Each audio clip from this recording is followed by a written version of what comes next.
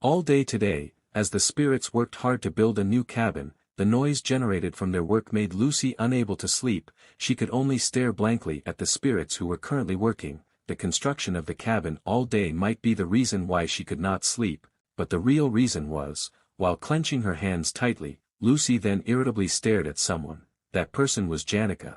Janica smiled happily while humming a song as she watched the construction of the cabin carried out by the spirits. Realizing her gaze, Janica then turned to her and greeted her warmly, but, when Janica looked at her, she then realized her annoyed gaze. They had experienced an inner battle before, although Janica would not intentionally hurt or insult anyone, but she certainly would not back down. While smiling slightly, with a proud posture, Janica then told her that she would live here from now on. Lucy could only chuckle at that news really frustrated her. While the two girls were having an inner battle, with beef jerky in his mouth, Ed himself was seen carrying a stack of books at this time. He had left the professor building. He decided to learn some new magic, so he borrowed a stack of elemental study books. Focused explosion is indeed very applicable to real combat, but its power is only comparable to basic level magic. He still remembers Zix's words clearly. In their duel that time, Zix said to him, instead of playing clumsy mind games, exerting absolute power is the most appropriate way to deal with typical people like Senior. His words had a strong enough impact on Ed that made him decide to learn new magic to strengthen his power, but, as Ed continued to walk in the East Square, he was then surprised when he saw someone he knew, someone who had been the guardian of the sacred fire, someone who had the nickname of the Romantic, and also the Prophet. He was Adele Saris. Since Act 1, he consistently appeared to be Taylor's comrade in arms, but her screen time in the game was not too highlighted. As Ed walked past her, he was then surprised when Adele suddenly said to him, "You seem busy as always, Senior Ed." Ed really didn't expect that Adele would talk to him. With a confused look, he then turned to her and asked if she called him. Adele said that she had heard many things about him from Taylor and Isla, although she felt that their feelings towards him seemed quite complicated. Hearing that, Ed said that he didn't care about their assumptions about him. Even though he said so, Ed was honestly a bit curious about Taylor. From what Zix told him, he was constantly progressing. If it continued like this, Ed felt that the upcoming joint combat training would run smoothly like in the original story. When Ed was deep in thought, Adele suddenly asked him if he wanted to listen to a song. She was once a bard who traveled the continent, but now settled here in the Sylvania Academy. Hearing that, Ed thanked her, but he politely declined her offer because he was still holding a heavy stack of books at this time. Hearing that, Adele said that it was a shame, but, when Ed was about to leave there, Adele suddenly called him. She said to him, "When it comes to the day when you ascend to the throne of the king, you must kill the person you respect the most, with your own 2 hands. If you hesitate, then remember, it will be you who dies." Adele smiled gently when saying something so cruel like that. Ed was then surprised to hear her words, but he then immediately realized something. He wondered if this was a prophecy. Adele, calmly plucking at her lute in any situation, has that ability to glimpse into the future, but it's not always accurate, so it's probably best not to dwell on it. Even so, what makes him feel uneasy is the fact that he already knows what the future really looks like. In Act 3, Adele will die. With mixed thoughts, Ed looked at Adele, who slowly walked away from there. When Ed arrived at the cabin and asked Lucy to summon lightning, he was then confused when facing her refusal. He had made 2 thunderstruck millennia-old staff, one for Janica, and the other for him. Therefore, he asked Lucy to summon lightning to strike the 2 staffs, but, what Ed did not expect was, he got a refusal from Lucy. With a sullen face, Lucy said that she would only do it on 1 staff. Hearing that, Ed confusedly asked, "You only need to use the spell once anyway, right?" Lucy was just silent while making a frowny face. Hearing that. Seeing that, Ed then sighed helplessly, as if giving up. He said that he would only make 1 and then give it to Janica. Lucy could only feel annoyed. Hearing that, Ed explained, "It's a high-performance staff, so I should give it to the one who will use it better." Lucy felt very frustrated hearing that, until finally, Lucy then gave up and agreed to do both. Ed then felt happy hearing that, but, Lucy said that she had a condition. This was not a heavy condition. Ed could only feel confused. Hearing that, Lucy did not explain further. While pulling his hand, she then asked him to come with her somewhere. Archmage Glocked. From various academic fields, he was recognized for achievements in elemental studies, monster ecology, herbology, mana application theory, spirit studies, and other fields. His research was acknowledged across many fields, and he even managed to subdue not one, but two supreme spirits: Supreme Fire Spirit, Theorphus, and Supreme Water Spirit, Freed. After his retirement, he dedicated himself to training the next generation. He invested all his wealth in academic research and education. It is said, almost not a penny of his wealth was spent on himself. If Archmage Sylvania is known as the one who founded the academy, then Archmage Glock is the one who developed it into the largest educational institute in the world. Glock dedicated all his wealth to the academy, before retiring and living secluded in the vast mountains of Ramerlan in the northwest of the continent. And there, in a remote monastery, he found an abandoned child. When Ed and Lucy walked together, with Lucy's hand holding his, the students who saw then looked at the two of them in surprise. They wondered, isn't he dating Janica? So they were confused when they saw Ed walking with Lucy, and with such a hand position. The child that Glock found was certainly Lucy, and the unexpected part was, Lucy's magical talent was able to exceed expectations even for someone like Glock. She could be said to be a gem of humanity, a talent so brilliant that she would be remembered by history. Years in retirement, the legendary Archmage polished this gem. The life he had lived could be written an epic saga of adventure, but at the end of his life was lonely and unremarkable. His wife, whom he had met in his youth, died while fighting against Theorphus. His comrades in arms also preceded him and met their deaths first. And soon, all that remained in his life were those who respected him or those who sought to capitalize on his fame. Perhaps that's why he built a cabin in the mountains, away from the hustle and bustle of the world. But in his secluded life, there was one small consolation for him: there was someone who could carry on his legacy. Until one day, on a rainy day, in a worn-out cabin, Glock met his end with a smile on his face. Glock considered that small consolation enough to celebrate the end of his life. While pulling Ed to a place, Lucy said, "That was the end of the Archmage Glock's journey, also the beginning of my journey, although the journey is over now." Ed then felt confused to hear that. Realizing his confusion, Lucy then asked him, "Do you know where that old man hometown was?" Hearing that, Ed replied, "According to the history book,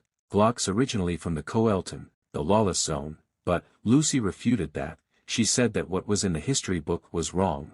There was only the place where he spent his childhood. Ed was then shocked to hear that. After they finally got to the destination, Lucy then looked forward, and said, "His original hometown is here, on the island of Arkan." He always raved about the time he spent here, as if it was the most exciting time in his life. Even in his last moments, all he cared about was this academy. He really was a foolish old man. The home that old man truly held in his heart was this island. Then, there was nothing else he could do. Lucy spoke about the journey he had no choice but to take. At that time, all that was left was the worn-out cabin and the cold, lifeless body of her mentor. She wrapped his body in a blanket, tightly tied his chest with leather straps, and froze him with ice magic. For most mages, maintaining such a spell for an hour is already very tiring, but even back then, Lucy could do it effortlessly. This is a tale that can make someone shudder when they hear it. The Glock cabin is deep in the Ramerlan Mountains on the northwest continent. From there, Lucy set off south. She went through the Rekal Great Forest, Ica Grand Lake, then across the alchemy lands of Kret, across the Malin Plains, then towards the holy city of Karpi, and across the Denkin Marshes. After that, only then did she reach the border of the Empire of Klol. From there, she traveled through the territory of Viscount Teldanil, downriver past the commercial city of Oldek, then through the territory of Count Aarn, Island Barony, Sale Viscounty, then past the Roth-Taylor Duchy, the Petter Marquisate, and the Tiz County, then crossing the Geneth Mountain Range. After that, crossing the Dress River, passing through the Zachel borderlands, heading southwest, and crossing the Cranful Great Forest. If you were to trace this journey on a world map with a straight lane, it would take quite a while, eventually, reaching the Mexa's Great Bridge that connects to Arkan Island. Throughout that entire journey, she had maintained the magic of keeping her mentor's body preserved, while also using magic just to keep herself moving forward. Lucy said that it took her 3 months to get here. She also got lost several times. In addition, it also took her 3 weeks to find this place. Ed could only be silent hearing that story. While pointing forward, Lucy said, "This place, according to the old man's notes, this is where the Archmage and the great sage practiced and exchanged knowledge. Here is also the place where my journey ended." at the tomb of the Archmage Glocked, there is a staff standing and several books stacked next to it.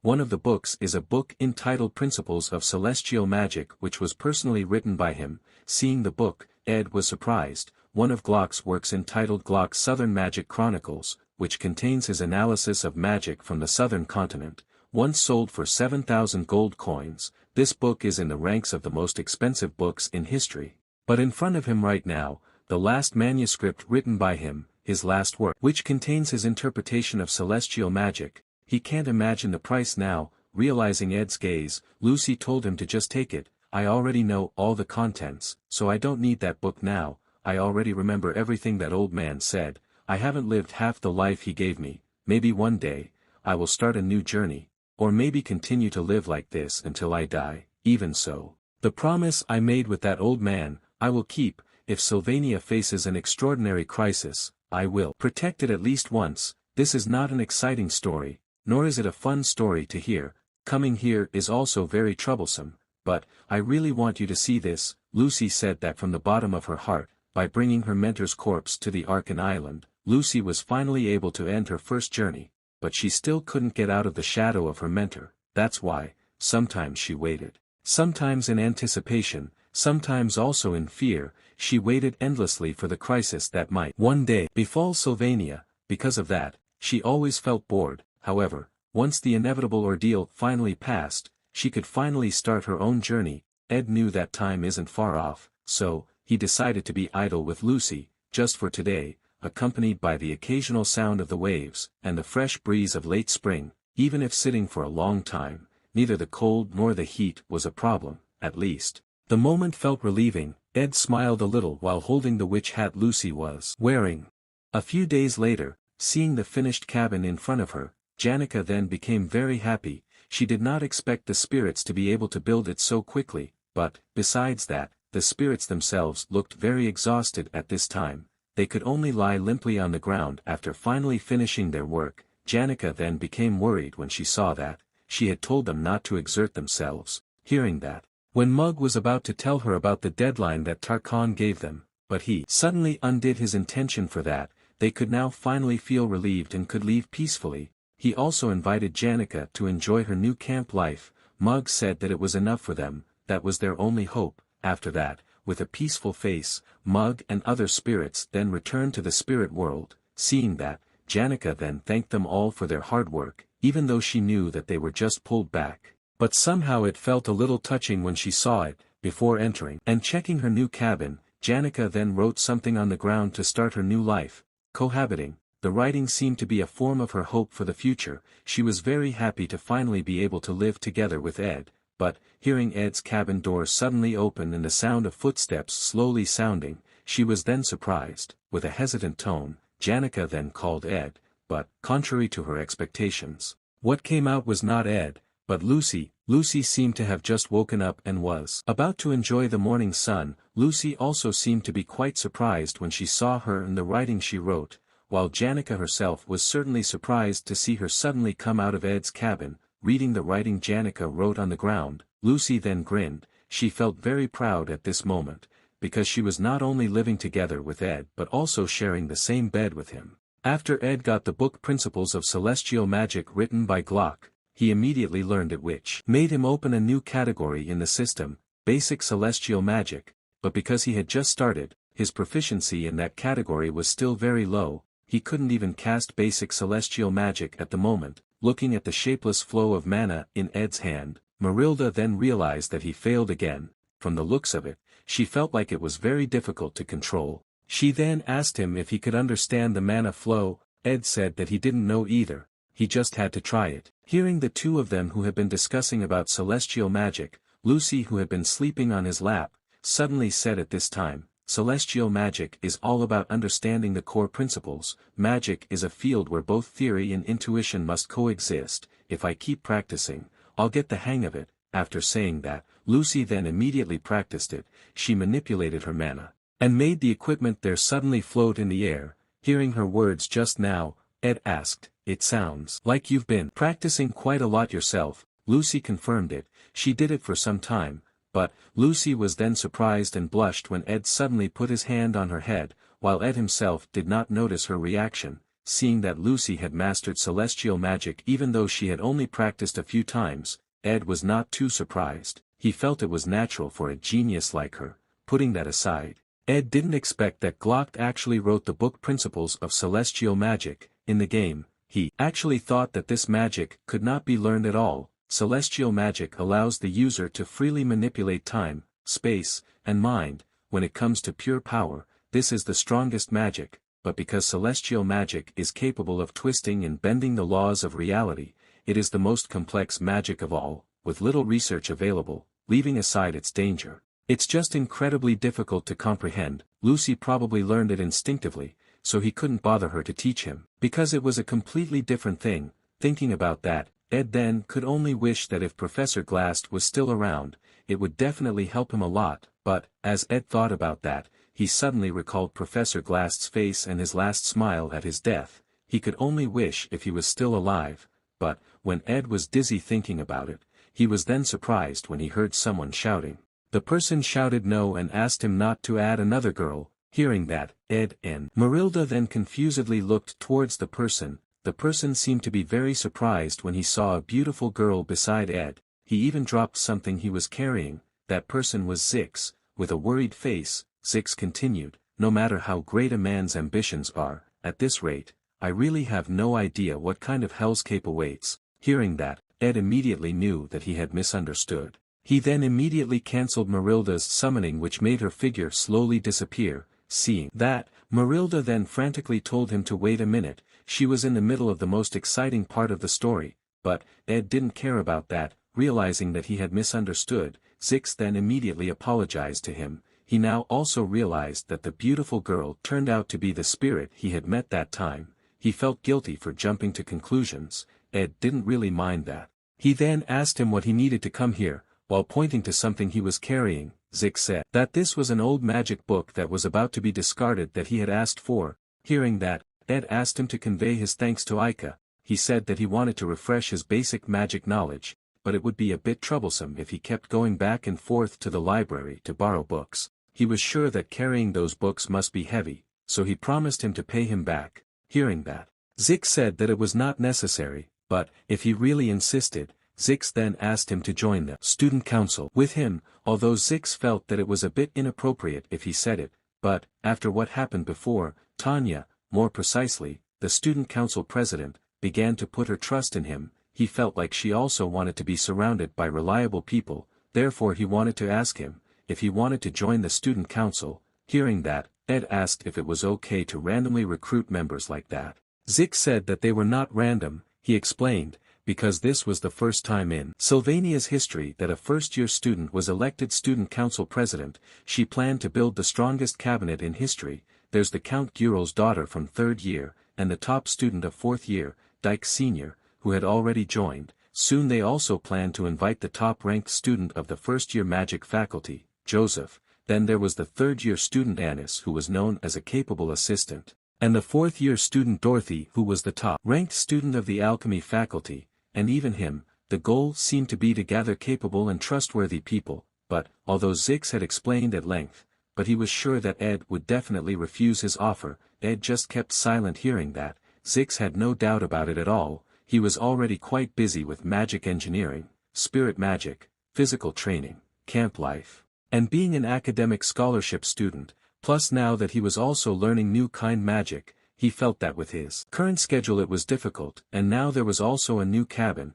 so it was not surprising to him, but he was sure that the student council president would be disappointed with it. Hearing Zix's words suddenly made Ed think, even since he saved Tanya, which made the scenario take a turn in an unknown direction, trying to predict small details felt useless. He also did not expect Zix to join the student council, and the composition of the members is also different from what he expected. Soon there will be a joint combat training. This is the biggest event before Lucy's subjugation, which is the final battle of Act 3. Originally this was the event where Claude, the top-ranked student of the first year of the alchemy faculty, lost the final battle, and ended up drinking the forbidden drug, blood of the fallen god. It was an unpleasant event, so he still remembers it clearly, but unfortunately the scenario is now out of his control, which makes him unable to predict the future. Storyline: Meanwhile, on a path leading to the Sylvania Academy, a luxurious horse-drawn carriage accompanied by many knights on horseback was seen driving there. The carriage was so large and heavy that it was impossible to move without a mage working all night to enchant it with load reduction magic. The knights escorting it were also so numerous that it almost looked like an army. The residents of the holy city called it a palace on wheels, because of the large resources spent. This carriage rarely left the holy city, and the two figures sitting on the towering carriage were the Archbishop, Verdio, and the Holy Emperor, Eldane. Archbishop Verdio with a warm smile said to him, "It's much farther than I expected. I'm glad we were able to come all this way to check on the Saintess's condition." Hearing that, the Holy Emperor Eldane also agreed with him, "Thanks to you arranging visits to the noble territories nearby. The route fit together perfectly." He also smiled happily knowing that Sylvania Academy was not far away. While Archbishop Verdio and Holy Emperor Eldane were on their way to Sylvania Academy, Tanya, as the student council, must have received the news of their arrival. She wondered if the preparations were done well. She had too many things to do at the moment. She looked very busy and nervous in preparing for their arrival. It was natural because Tanya knew that it was not only the ruler of the holy city of Carpi who was coming, but also Archbishop Verdio who was his main advisor. She also guessed the purpose of their visit. In the official notice, they said that they came to spread the blessings of the god Telos and administer new baptism. But Tanya knew that it was all just a formality. The student council office was really in a state of chaos at the moment.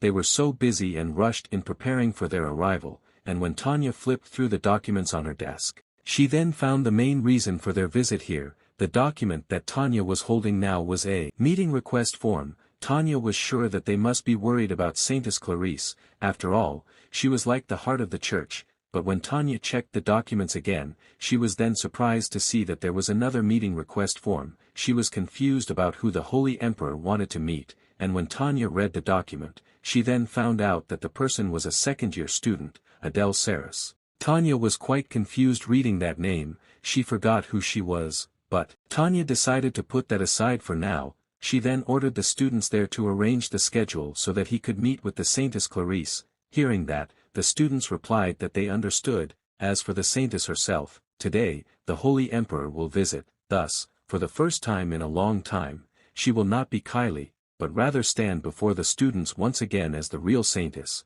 While Maya was dressing her, Clarice then called her and asked her, "Today there will be a joint combat training schedule, right?" Maya confirmed it, but unfortunately it coincided with the visit of the Holy Emperor. Clarice also regretted it, even though she was looking forward to interacting with students from each year. To be honest, she didn't want to go back to the holy city. Life at the academy felt like a dream to her. There were still many people she hadn't met, like a girl who once tended the sacred flame, glazing at the vast, open world, the wandering bard, Adele. She wandered the paths where she was most likely to encounter her second-year seniors. She's someone who appears here and there in a flash. Even here, she's hard to come across. She really wants to meet her as soon as possible. She wants to share the story of the trial she and Tanya faced together, the night when she braved the snowstorm to reach the cabin in the northern forest. Until now, he had always been the listener. But now she finally had a story she could share with her. A lot of things had happened at the academy during her stay. Of course she didn't want to tell Archbishop Verdio everything. The best student at the academy breaking into the dormitory and vandalizing the surrounding area, the former nobleman caught in a murder case. Verdio, who had always taught her the virtues of pure living, would undoubtedly demand that she leave the academy. Once he heard all that, she always had a hard time resisting Verdio's words. Not because he was a master in mind reading. Mind reading is likely a sacred magic ability, so it doesn't work on her. It's just as simple as him, who she has always regarded as a teacher since she was a child. Noticing her anxiety, Maya then immediately calmed her down. Hearing that, Clarice asked if her anxiety looked that obvious. Clarice also realized at this time that worrying will not solve anything. At least, everything is fine now. As long as she makes sure that no one knows her identity, she can continue to live her academy life. But, when she thought about it, she suddenly remembered something. She now remembered that there was one student who knew her true identity, Ed Roth Taylor, although he seemed like a person who could keep a secret. But, her concern was, what if Verdio and Ed Roth Taylor accidentally met, and if in the worst case, Verdio's mind-reading magic worked, and he realized that Ed knew her identity.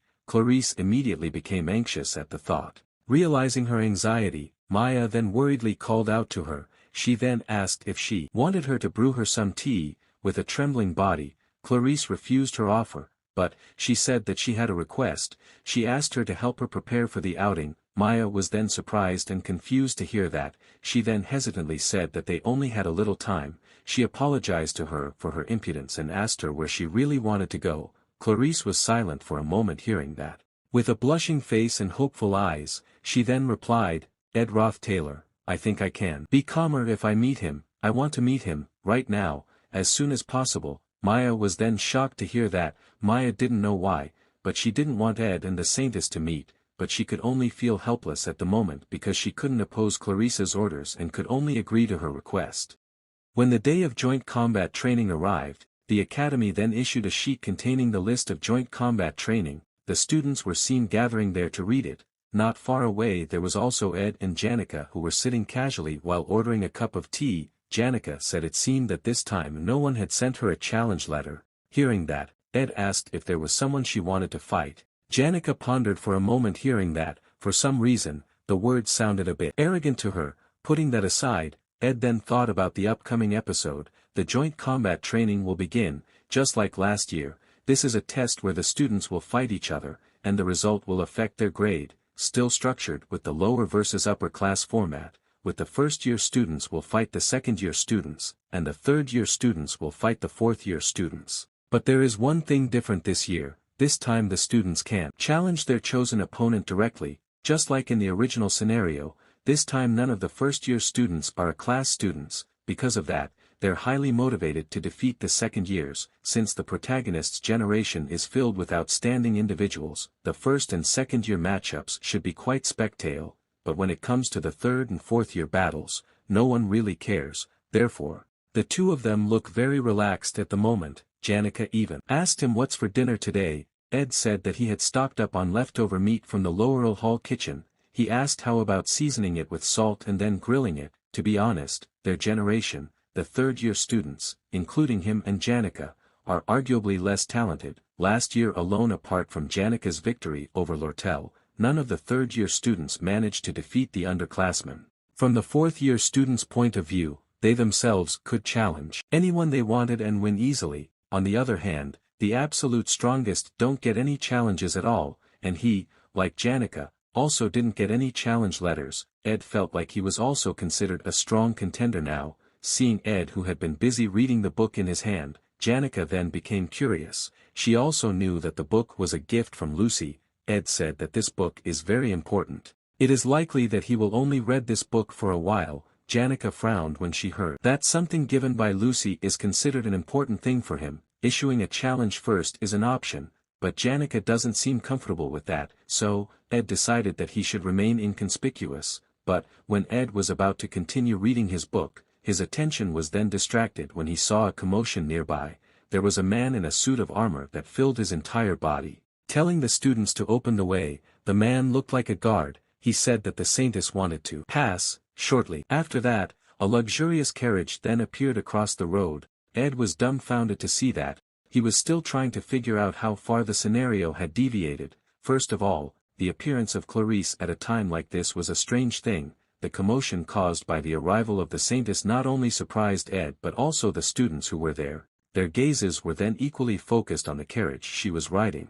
And surprisingly, the carriage stopped not far from where they were. Ed was really puzzled by this, because it happened that the Holy Emperor was coming today. She should not have participated in the joint combat training at all. He wondered if the Holy Emperor's visit was delayed. If so, what could be the cause? He felt that this was something bad. But, while Ed was deep in thought, Janica was then stunned when she saw a surprising person who walked up to them. That person was Clarice. She said that she wanted to send a letter, but because she wanted to see him as soon as possible, so she came directly here. After saying that, with a gentle smile, Clarice then greeted him. While sitting on a chair nearby, Clarice said that there was not much time, so even if it was just for a moment, she hoped that they could chat. Hearing that, Ed then calmed down, and respectfully said that it was an honor to be able to talk to her. As for Janica, she looked very nervous at the moment. With a slightly trembling body, she then respectfully introduced herself to her. Janica really didn't know what to do at the moment, so, she then asked Ed for help in that regard. Even though she grew up in the countryside, 1/3 of the Empire's population follows the Telos order, so it's natural that she reacts like this when dealing with the Saintess. Putting that aside, when he sees her in person like this, it's almost hard to believe that she and Kylie Ekni are the same person. After so many years of training, she currently exudes an aura of perfect composure. Every move she makes also exudes an aura of elegance. Ed then asked her about his doubts. I heard that the Holy Emperor and Archbishop Verdio will be here soon. Are you sure it's okay to be here? Hearing that, Clarice replied, the Holy Emperor will be personally visiting the Trix Hall. Fortunately, our routes happen to align. Right now is exactly when the matchups for the joint combat training are being announced. So I figured Senior Ed would be here. Hearing that, Ed then realized that he came here specifically to see him, but that only added to his confusion because he didn't know the reason why. Clarice continued, the Holy Emperor is a wise and perceptive person, but his advisor, Archbishop Verdio, is much sharper than him. Sometimes it makes her wonder if he has the power to read minds. Clarice chuckled when she said that. Archbishop Verdio's ability to read other people's minds was really impressive. It made her wonder if it was some kind of sacred magic. After all, he said he had the ability to read the minds of everyone he met. Hearing that, Ed was initially confused by what she said, but, when he pondered what Clarice said deeply, he then realized something. Clarice deliberately came here to tell him those things. Archbishop Verdio had the ability to read minds. Since he knew her secret, Clarice was worried that Archbishop Verdio would find out, but Ed certainly wouldn't speak his thoughts out loud. He then praised Archbishop Verdio, and said that he was indeed very extraordinary. He also added, of course for someone like me, a fallen nobleman, might never be able to meet him in person. Hearing that, Clarice then hesitantly asked about it. Ed confirmed it and explained, he himself was already busy with this joint combat training, so he was sure he would not, absolutely will never meet with Archbishop Verdio in person. His words seemed to convince Clarice and made her relieved. But, Clarice was then confused when Janica suddenly called her. With a rather worried look, Janica asked her, did you come here specifically to meet Ed? Hearing that, Clarice somewhat hesitantly confirmed it. Hearing that answer, with a strange look in her eyes, Janica asked once again, before meeting the Holy Emperor, you had to ride a carriage all the way here, was it specifically to meet Ed? Clarice confusedly answered yes. She explained, after all, she was also human. Of course she could also be nervous, so in situations like this, she only wanted to meet certain people she wanted to meet, people who were on her mind, so, she only wanted to see their faces once, but, the more Clarice explained it, the more panicked she became. With her hands shaking slightly, Clarice said that what she meant was, she was a bit nervous. With a blushing face, Clarice said that she didn't have a special reason, she just wanted to see him, because he was the person she wanted to see. Right after saying that, Clarice suddenly stood up from her seat and left there. She said that the time was almost up. She said goodbye first. The Holy Emperor was about to arrive. The guards were then shocked and they saw her suddenly running just like that and immediately called her. Ed could only be silent when he saw Clarice, who quickly headed for her carriage as if fleeing. Not only that, the carriage also drove at full speed to leave there. After that, with shock mounting in their hearts, the students who were there then both cast their gazes at him. This was really a headache for Ed, whether it was when she was Kylie or Clarice herself. Dealing with her was always not easy. After the incident, we finally arrived at the day when the joint combat training began. The roaring voices of the students could be heard filling the stadium that bowed their enthusiasm for this event, and coincidentally, this was Ed's battle. Seeing Ed in front of him, his opponent said that he knew a little about him. He had searched for information about him, and it seemed that he had made a name for himself among the new students, although he felt that it was not important. At best he was only stronger than the rookies from the third year. As for Ed himself, he looked a bit dazed at the moment. He might not even hear what his opponent said to him. While taking out his weapon, his opponent advised him that he should prepare himself well. In the first and second year of joint combat training, there was a ban on the use of intermediate-level magic and sharp weapons, but for the year above, it was a different story. Ed's opponent in this match was a burly man named Kordek Vaildirk, vice leader of the fourth-year combat faculty, a man who never underestimated his juniors. With a loud laugh, Kordek said to him, before we start the fight, let me make it clear first, you probably already know who I am. "My name is Kordek Veildirk." Seeing the axe in Kordek's hand, the students were shocked. They already knew about the rules that allowed the use of sharp weapons as long as they were not too sharp or deadly, but, what he was holding, wasn't it? Combined with his burly body, the students were already horrified at the mere thought of fighting him. Seeing that both students were ready, Professor Molina then announced, third-year student, Ed Roth-Taylor, versus fourth-year student, Corden Veildirk. Since both parties were ready, the match started.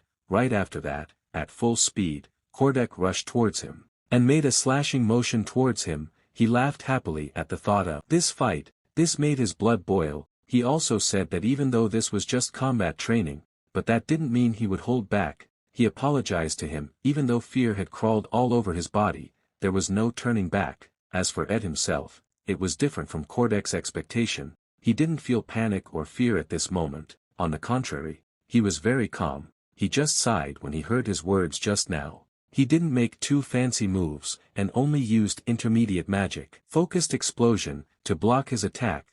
But even so, it seemed to be too much for Kordek. That magic not only succeeded in blocking his attack, but also flew him backwards. When dust flew into the arena due to Kordek's landing, a groan of pain was then heard. Kordek was really shocked at this moment. He didn't expect there to be a mage who had such a fast reaction speed, and what made him even more surprised was, it came from a third-year student, whereas last year they were not a threat at all. But, when Kordek was thinking about that, he then could only curse when he saw the two spirits summoned by Ed who were charging towards him. He was confused about where monsters like him came from. That was Kordek's last thought before he lost consciousness due to a combination attack from Mug and Leisha. The students who were watching took a deep breath when witnessing the scene. They seemed to be very surprised by what they saw. Seeing the unconscious Kordek in front of him, Ed did not expect their fight to only take 5 seconds. Even though he had restrained himself enough so that he was not seriously injured, he felt a little bad for ending it too soon. Even though his opponent wanted a long fight, as the last words, Ed then told him that he had fought well. Right after that, the roar of the audience then sounded filled the stadium. They roared like lions. The fight was really surprising to them. Ed himself didn't care about that. The reason why he looked dazed for a while was, his mind was too busy with other things at the moment, leaving behind the Saintess's bombshell of a visit. He also just drove Janica to her match, because she is directionally blind. Then as he was leaving for the arena to fight with Kordek,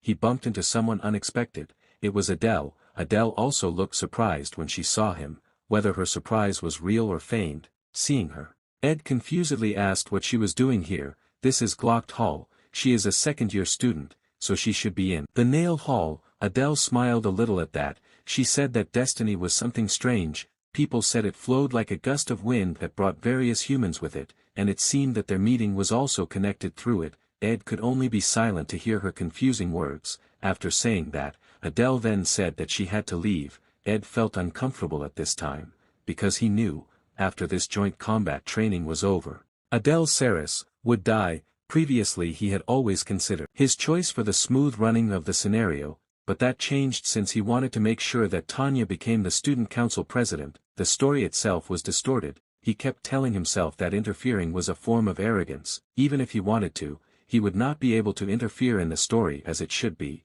but in reality, he had let too many people out of his grasp, and they were always imprinted in his mind. Ignoring and moving forward was no longer easy. Ed clenched his hands tightly as if he was about to make a difficult decision. Adele, who was about to leave, then confusedly turned to him when he heard him suddenly calling her. Ed was silent for a moment. He then said to her, "It won't be long, you will die." Although he himself felt that it was hard to believe, even he had difficulty finding the right words to convince her, but Ed was then stunned, because Adele said that she knew it. Her words and her smiling face when she said it as if she had surrendered to fate, really surprised him. He did not expect Adele to know that she would die. He was really confused by it and even suspected that Adele was just like him, a possessor, but he quickly denied that suspicion, because he felt that it was impossible. While running fast, which surprised the students he passed, Ed thought that he had to find out how much the scenario had changed. First, he had to find Taylor, then Adele, but when Ed was on his way to find the two of them, he was then shocked when there was a violent shaking in the building where he was. Not only Ed, the students who were there also panicked with the shaking. They wondered if this was an earthquake. Ed was really confused and shocked at this time. This was not at all in the original scenario. No matter how deviated the scenario from the original story, he never stopped preparing himself for the possibility of deviations. But this one, not just off script, but beyond anything he could imagine, the scene he was witnessing at the moment was like the world was welcoming the arrival of the apocalypse. He was completely baffled by the reason. Why was that monster here? This was something he had never expected, a creature that was believed to have been completely extinct, even in mythology, a catastrophic entity so powerful that no human power can withstand it, an entity so powerful, just from the stretch of its wings is enough to destroy part of the forest. It is also known as the final boss. The failed swordsman of Sylvania, the holy spear dragon, has awakened.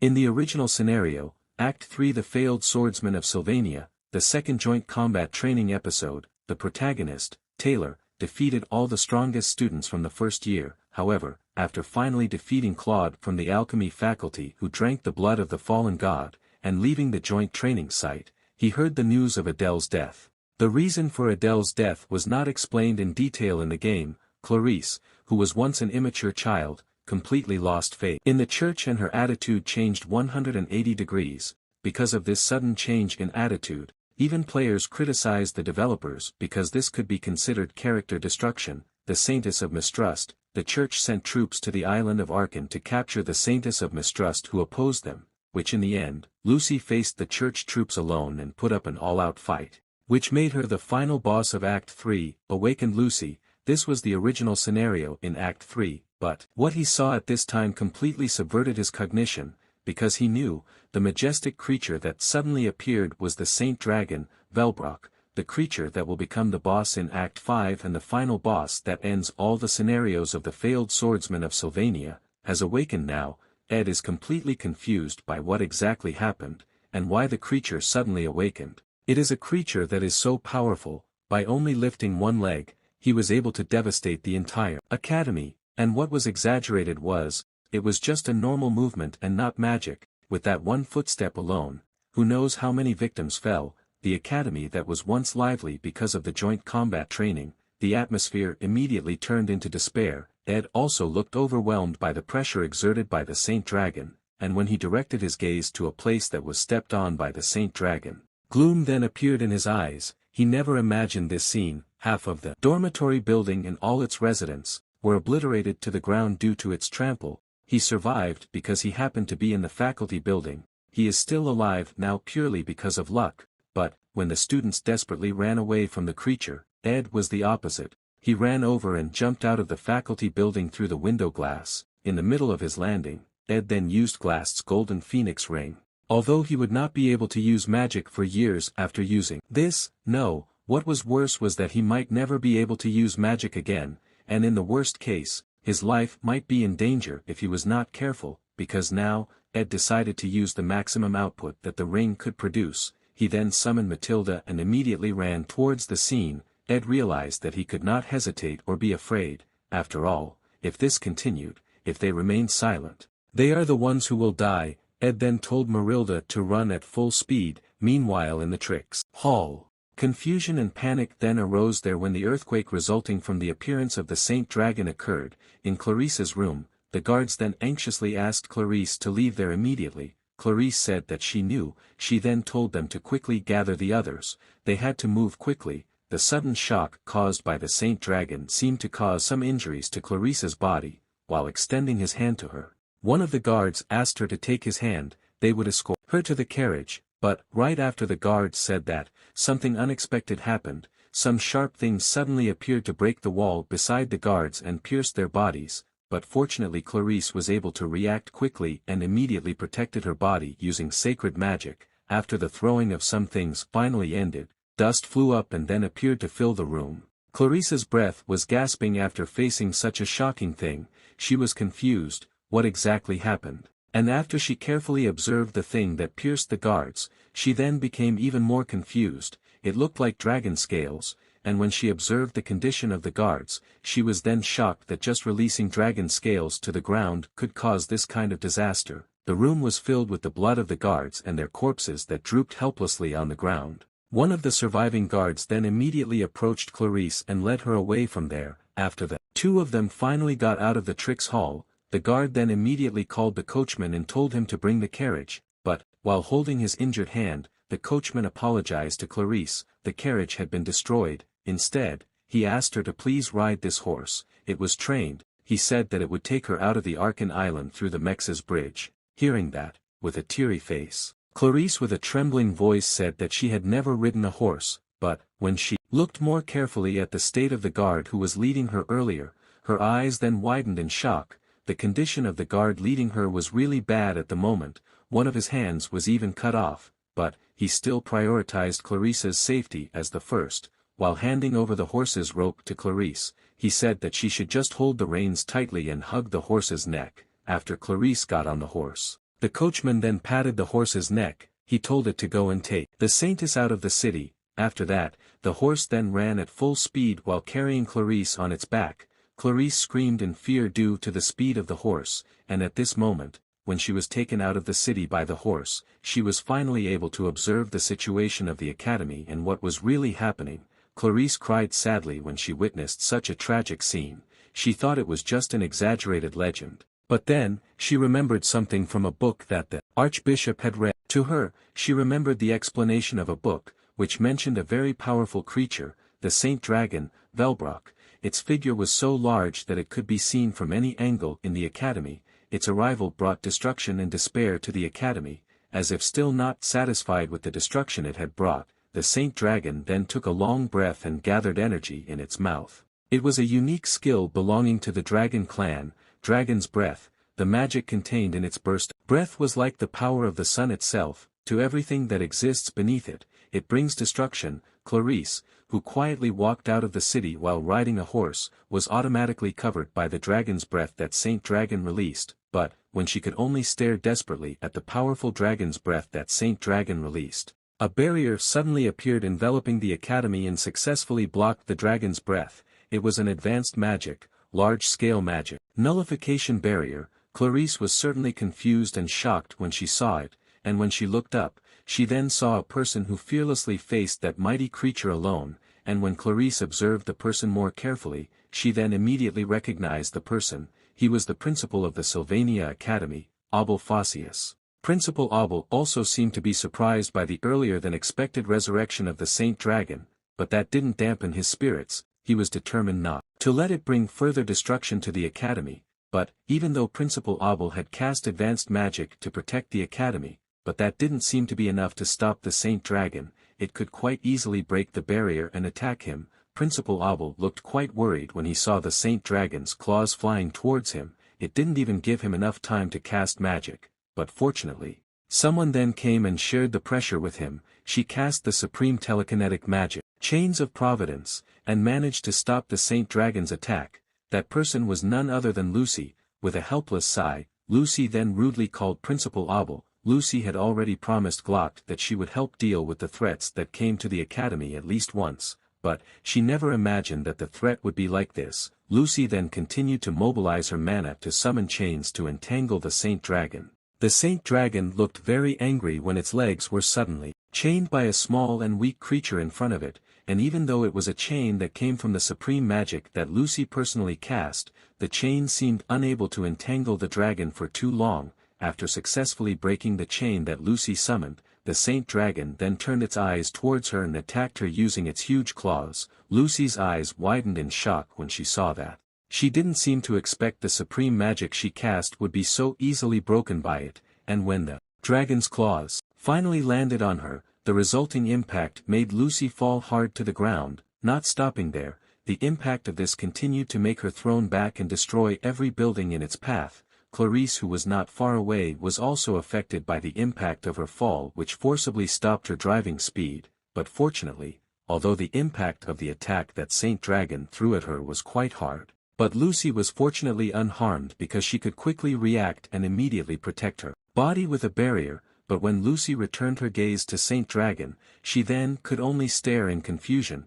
Her interruption earlier seemed to give enough time for Principal Abel to finish casting his magic. He thanked her for buying time for him. The magic that Principal Abel was casting at this time was like a net covering every inch of the academy. it was the supreme defensive magic, shield of the creator god. The magic managed to block the attack that the holy dragon launched at them. If you were in the Sylvania Academy right now and looked up, you would see two figures floating in the air with a terrible flow of mana enveloping them. The two of them were like two guardians protecting the academy from all kinds of dangers. Clarice could only stare in shock at the scene. The shock brought by today's events made her almost crazy, and if she observed more carefully to the surrounding environment, she would then see the floor covered with blood and the corpses of the students lying there. With a trembling voice, Clarice said that she had to go to the Mex's bridge immediately. She must leave this place immediately, but, when she looked at her hands which were now covered with blood, her gaze then turned into fear. She was confused about what to do,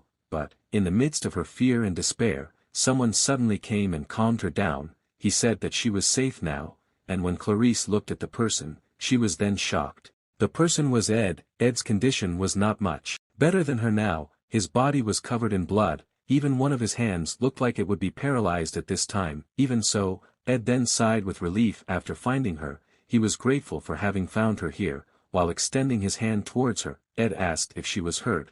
Clarice then stood up while being helped by Ed. She said that she was not hurt, but she then confusedly asked him why he knew she was here. Ed explained, "I know you have an appointment with an important guest, so I guessed that you would be in the Trix Hall." Hearing that, Clarice said that she rode a horse to go to the Mex's bridge, but Ed told her that it was useless. There were too many people, and even if she left this island, she was still within the dragon's reach. In the worst case, she would die for nothing. After explaining that to her, Ed then climbed back onto Marilda's back and helped Clarice to climb up. He then directed his gaze back upwards. Ed realized that no human would be able to fight that monster. Even Lucy and Abel might only be able to withstand it. At least, based on the original scenario, only Taylor, who had reached his full potential and mastered the sword saint ritual, would be able to overcome it. This was really a desperate situation. Ed even thought about whether they should just give up, but Ed quickly dismissed the thought as soon as it appeared. He told himself to stay focused. From the start the original scenario had already deviated. He then told Marilda to speed up the pace. Ed thought, first they had to find the cause of this massive distortion. He was sure there must be a way to make the Saint Dragon fall asleep again. At first he thought that this was his fault too, because the story did not follow the original scenario. He always suspected that he was the cause, but he quickly rejected this assumption. One flutter of a butterfly should not make the whole world destroyed. Even so, he was still confused why the last scenario that should appear in Act 5, instead appeared in Act 3. First of all, he had to find out who resurrected the Saint Dragon. Based on the elimination of possibilities, information could be gathered from the key characters in Act 3. Lucy was currently fighting the Saint Dragon, so it couldn't be her. Looking at Clarice's frightened look, she seemed completely unaware of this. The protagonist Taylor could also be ruled out. He was probably currently busy saving people, meaning that besides him, there must be someone who had twisted the scenario. A figure then appeared in Ed's mind when he thought about it. His eyes widened as a result of the conjecture he got. He even had time to deny the conjecture.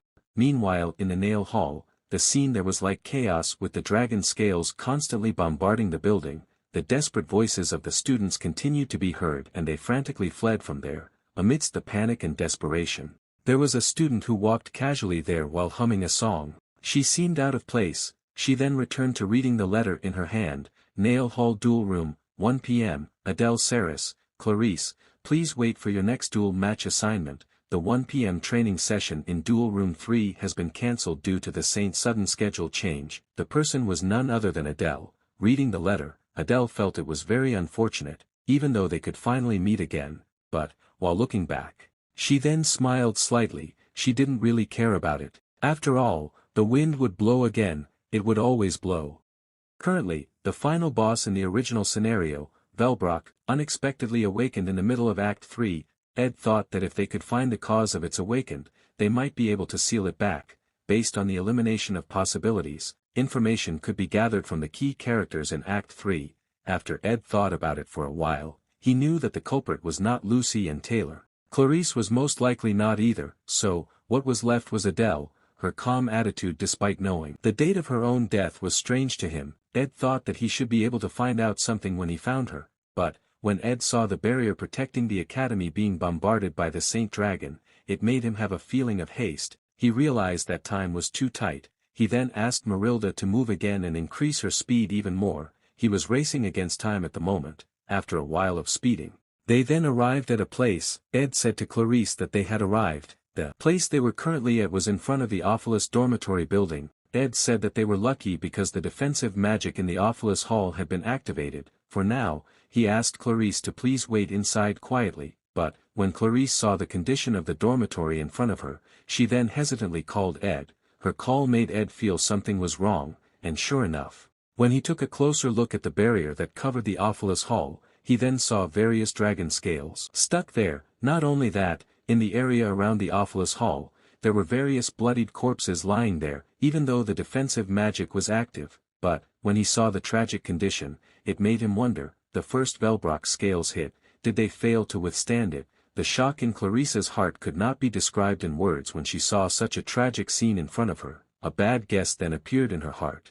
Was everyone in the Ophilus hall, already? Just when Clarice thought about it, Ed then held her hand and calmed her down. He said that the situation might not be there yet. After saying that, Ed then immediately brought Clarice into the Ophilus hall. The scene inside was really tragic with corpses lying there helplessly every inch of the way. Ed realized, the fact that the Ophilus hall's defensive magic was activated, it meant that someone had activated it in the control room upstairs. That meant there was someone who was still alive, so, Ed's current goal was to head there. But, when they finally got there and opened the door of the room, Ed's eyes then widened in shock. The scene he saw at this moment really gave him an indescribable shock. There, on top of the magic circle painted on the floor, was the body of a maid covered in blood with several dragon scales piercing her body. That person was Belle Maya. They immediately worriedly ran over to her when they saw that. Seeing Maya's tragic condition, Clarice then said she would use sacred magic to heal her, but Ed was just silent hearing that, because he knew that she was beyond help. He roughly knew why Maya's condition could be like this. She was hit by the first dragon scale shot fired by Velbrock, but she still crawled up with her condition, just to increase the possibility of survival of the survivors. With a trembling body and a mouth that spit out a mouthful of blood, Maya then handed something into Ed's hand. Feeling that her mission was over, Maya then breathed her last. Seeing that, Clarice then anxiously called out to her. Ed's face turned grim when he saw Maya who died in front of him. The scene felt like a soldier who died in a war. If Maya was still able to speak, this is probably what she would say. I only did what I could do. Clarice couldn't hold back her tears anymore when she saw that. She really couldn't believe what she was seeing right now. The sadness in Ed's heart was no less than hers when he personally witnessed Maya's death, but Ed was able to deal with it more calmly. He then slowly closed Maya's eyes, and let her rest in peace. But Clarice still couldn't calm down at this time. She cried hysterically when she saw the dead Maya in front of her. She really couldn't believe this. She then repeatedly told her that she would be fine. Ed was feeling very upset at the moment. He was grinding his teeth as a result of the anger in his heart, while Clarice was mourning Maya's death. Ed then immediately dragged her away from there. Ed thought that he should also do what he could do. Ed took Clarice to a room and locked the room with the key that Maya had given him. He explained to her that there was a high level of magic protecting this room, so, as long as it was not exposed to a direct attack, she should be safe here. While looking at the scenery outside the window, Ed then told Clarice, who was crying incessantly, to strengthen her heart. He also said that he would go out to assess the current situation. Clarice was then surprised to hear that. She then immediately tried to stop him, because she knew that it was dangerous outside, but Ed certainly wouldn't stop there. He told her to look outside the window. Just staying still wouldn't change anything.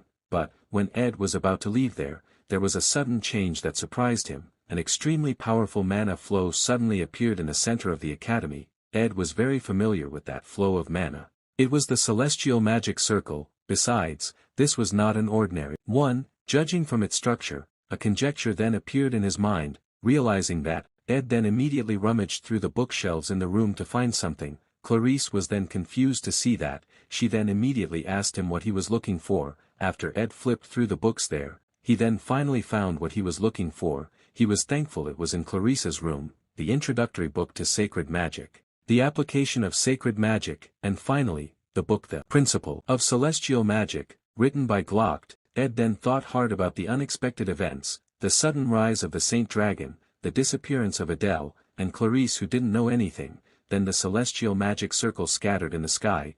he knew that the celestial magic circle was not from Abel or Lucy. The magic circle was applied in an unusual way, while Ed was pondering that. The battle between Principal Abel and Lucy against the Saint Dragon, Valbreck, was still going on at this time. Valbreck then once again gathered energy in its mouth, then spouted dragon's breath at the defensive magic cast by Glock. Glock looked very overwhelmed in blocking the attack. Even though the defensive magic he cast had reached the supreme grade magic, it was still unable to completely block the dragon's breath that Velbrock had spouted, and made some of the remaining dragon's breath escape and enter the academy.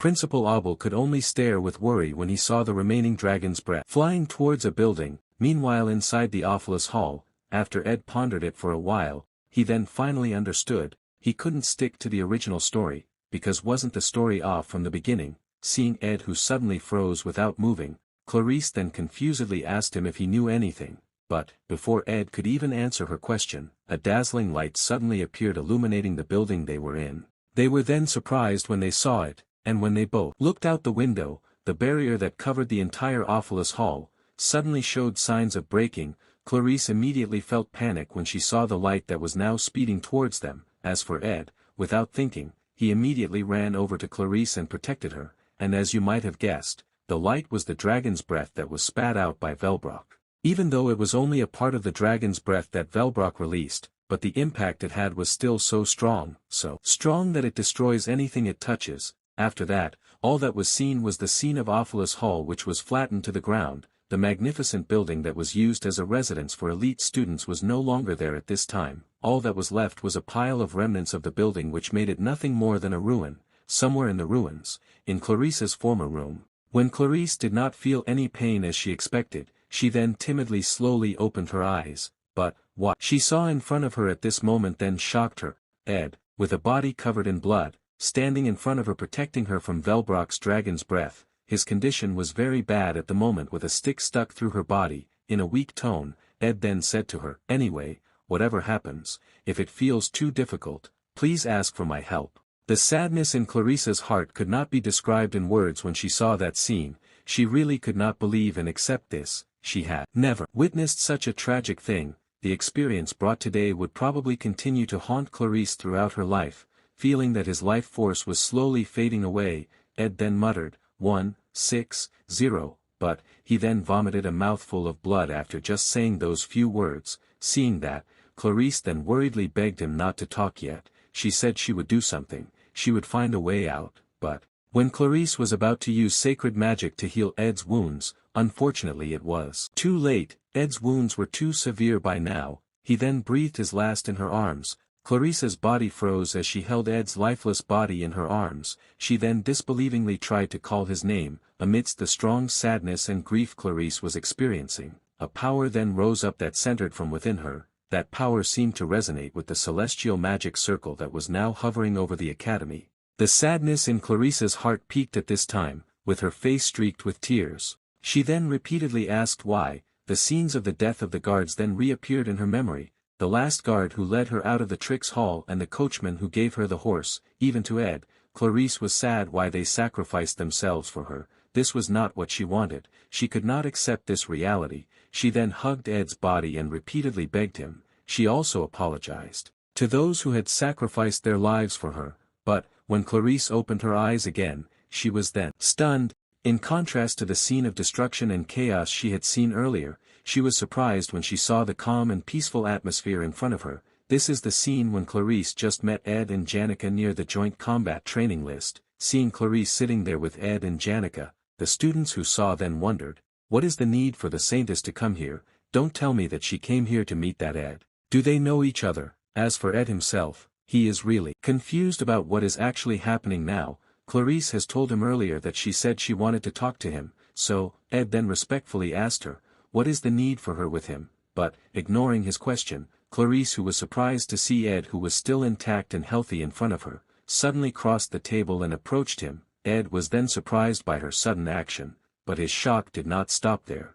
He was then shocked when he saw Clarice suddenly forcibly undressing him. With a rather blushing face, Ed then confusedly called out to her. Clarice herself did not realize his mood. She was somewhat relieved and confused when she saw that there were no wounds on Ed's chest. As for the students around them, they then screamed in shock when witnessing the indecent scene. They really couldn't believe what they saw. Janica then frantically tried to separate them. With a blushing face, she also said to Clarice, "Even though she is a saintess, doing things like this in broad daylight, this is too much." Amidst the shock and disbelief of the students around her, Clarice herself didn't really care what they thought. Her mind was too preoccupied with something at the moment, seeing a reality that was completely different from a few moments ago. Clarice wondered whether everything that had happened until now was just a dream, or a vision of the future, or just a hallucination. Clarice really had a hard time distinguishing between illusion and reality at the moment. But, when she looked at her wrist, she was shocked and could hardly believe what she was seeing. She then recalled the scene when Ed's bloody hand pulled her to a place, and everything she had gone through during the disaster. It felt very real. Even the blood that stained Ed's hand was now imprinted on her wrist. With trembling hands, Clarice then thought that she might have gone back in time. On this morning, Clarice met Ed and had a little chat with him. The purpose was to prevent Ed from crossing paths with Verdio, who could read minds. After that, she then went to the tricks hall and waited for the arrival of the Holy Emperor. But, while she was waiting, an unexpected disaster suddenly appeared that befell the entire academy, a very powerful shock that shook the building she was in. It was the awakened scene of a majestic creature, the Saint Dragon, Velbrock. Clarice's eyes widened in fear when she saw the scene. The aura Velbrock carried was so terrifying that it even made Clarice think that she was going to die. After that, along with Velbrock's awakened and the destruction it brought, various scenes of the death of those closest to her then occurred. They died in order to protect her. Seeing the blood on her wrist, Clarice realized that she wasn't just hallucinating, it might actually be happening. Her hands trembled with fear at the thought. Clarice thought, "If this keeps up, I'm going to die." Seeing Clarice's sudden silence, while buttoning up his shirt again, Ed then confusedly called out to her. Ignoring it, Clarice then held his hand, and immediately took him away from there. She said that they had to run immediately. The people around were then shocked at her actions. Ed was the same. Ed was really confused at this time. He couldn't refuse the saintess, so he could only confusedly wonder about what really happened. But, when Clarice forcibly put him into the carriage, Ed then confusedly called her and asked her to wait for a while. He asked her wasn't she going to go to the tricks hall to welcome the Holy Emperor, but Clarice certainly would not care about the appointment because she knew what crisis would befall the academy soon. After sitting in the carriage, Clarice then immediately told the coachman that she would take full responsibility and ordered him to immediately escape to the Mex's bridge as soon as possible, as fast as they could. After that, at full speed, the carriage then immediately left the place, leaving the stunned students behind. The incident really left confusion in the minds of the students there. They were really confused by what they had just witnessed. They couldn't believe that the Sinus had kidnapped Ed Roth Taylor. Janica was no less confused than them. The incident was so sudden that it made her unable to react. But her focus was somewhat different from the students there. A bit of madness appeared in her eyes when she recalled Clarice saying something like taking responsibility and running away. Meanwhile, in the luxurious carriage that was speeding up, seeing Clarice who kept crying in front of her, Ed confusedly asked her how long she would cry like this. They didn't have time for this. Hearing that, Clarice then told him about what really happened. There would be a big dragon descending on the island of Arkan, and we would all be killed by it. Ed could only be confused and surprised to hear that. With tears in her eyes, Clarice continued, "I almost died once, but I went back in time." Clarice also said that he was the one who saved her, and it seems, his past self realized something, but before he could tell her something, he was trapped under the ruins, and died to protect her. Clarice cried when she recalled the incident. While holding Ed's hand with both hands, Clarice then said to him, "I know this seems absurd to you, but before he died, Senior said this to me: if you find it difficult, ask for my help, ask for help from me, and make sure you tell him this." Ed sighed hearing that. He didn't really mind Clarice's sudden action, he just felt that this was too sudden. Ed said that he didn't know what to answer, and when Ed looked outside, a busy street scene then appeared in his view with various carriages passing by. At that very moment, the coachman said to Clarice that they had reached the Mex's bridge checkpoint. They would hold position from now on. Hearing that, with some hesitation, Ed then told Clarice that going there would be a waste. He suggested her to change the route for now and go to see the Holy Emperor, but, as if ignoring his words, Clarice suddenly said something confusing at this time. 1515500160.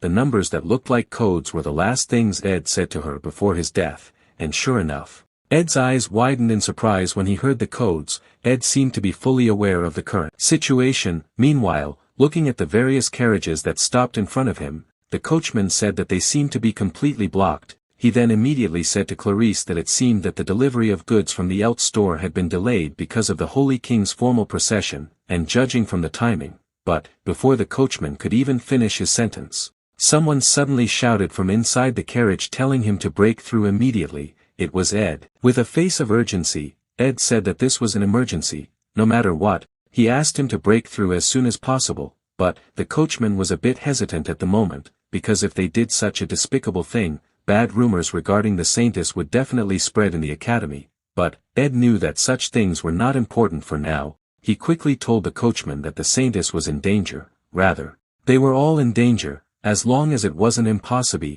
He asked him to break through immediately. Anyway, Ed assured him not to worry about anything. His words and expressions seemed to have convinced the coachman. He told him to hold on tightly and immediately whipped the horse to walk again. Ed's words just now made him feel a bit unhappy. He felt a bit underestimated, this way, and that he had been driving a carriage for 22 years. If he could exaggerate a bit, he might have been able to cross the ocean while closing his eyes. The coachman really didn't boast. He was able to break through the streets filled with carriages, but his actions certainly made the carriage drivers he passed surprised and panicked. Not only that, Ed and Clarice who were in the carriage could not sit stably at this time due to the shocks produced. The two of them even fell down, which made their position a little ambiguous at the moment. But Ed's mind was not there at all. He was thinking about the numbers that looked like the code Clarice said earlier. If translated it would be like this: soon, the Saint Dragon will be awakened and we will all die. Although what Clarice said really didn't make sense to him, but Ed decided to believe her, because of the series of numbers she said. In this world there was no one who knew the number other than him, 1550060. It was a series of numbers that Ed remembered clearly before transmigrating to this world. It was his military ID number. After that, Clarice then told the whole story from the awakened of Velbrock to the moment she went back in time. Hearing that Ophelis Hall was also destroyed, Ed realized that it meant that there was no safe place on the Arkan Island. He now understood why Clarice chose to run away, and if she did turn back time, Ed suspected that this must have something to do with celestial magic. Of all the famous magic theories that existed, only celestial magic could affect time. But, while Ed was expressing his conjecture regarding her phenomenon, he then noticed that Clarice's body was sweating profusely. He asked if she was listening to what he was saying. Clarice stammeringly replied yes. She understood that he suspected this was due to celestial magic. Ed confirmed it, but his face suddenly showed a bit of confusion at this moment, because he knew that turning back time on such a large scale was an impossible thing to do with the mana of a human. If what she said was true, then soon. But before Ed could even finish his words, a very violent shock suddenly hit the place where they were. This was the moment when Velbrock had just been awakened and the first dragon scales attack that Velbrock threw out. It was really a very powerful creature. Just from its appearance it had brought such devastating destruction. Clarice screamed in fear while protecting herself, sensing that the carriage she was riding in had been destroyed. Clarice realized that the disaster was repeating itself. She initially thought that once she managed to escape and get out of the Arkan Island, they would probably be safe for now. But, when she opened her eyes and saw the tragic scene in front of her, she then realized that her thinking was too naive. That nightmare, everything was repeating itself. When Clarice was frightened and confused there, she then heard someone calling her from behind her and asking if she was okay. Clarice felt very happy when she heard that familiar voice. But, when Clarice finally looked back and saw the person's condition, her body then froze. Due to the shock brought by what she witnessed, it was the scene of Ed who was sitting there limply with his body covered in blood with several dragon scales stuck on his body. Clarice screamed in worry when she saw his condition. She then immediately went over to him and tried to heal him. But Ed himself knew that it was useless, so he only gave her a few words of advice. He said that she should not give up and keep moving forward. Hearing Ed's weak tone and his worsening condition, Clarice immediately felt panic. She frantically assured him that he would be fine, she would do something. But her struggle then turned into despair. With tears on her face, Clarice apologized to him. She apologized for not being able to help. She felt that she was really a useless person. She could not do anything, always being the one to be rescued, and constantly getting people around her killed, never doing anything to return the favor, and always relying on others. Clarice guiltily apologized. Hearing her helplessness, While holding her face with his blood-stained hands, Ed said that she didn't need to apologize. He also begged her not to cry. He promised to help her again. He would definitely help her, so he asked her to stop crying and not give up, don't fall into the abyss of despair. After saying that, Ed suddenly fell silent for a long time. Seeing that, Clarice then confusedly called him, but there was no response from Ed. Clarice then frantically tried to call him again and again, but the response she got was still the same. Clarice's body trembled with fear when she saw that. She realized that Ed had died. He died right in front of her for the second time. Clarice then blamed herself. She wished that if only this kind of blessing was given to Ed instead of someone like her, and if only she could have returned one more time.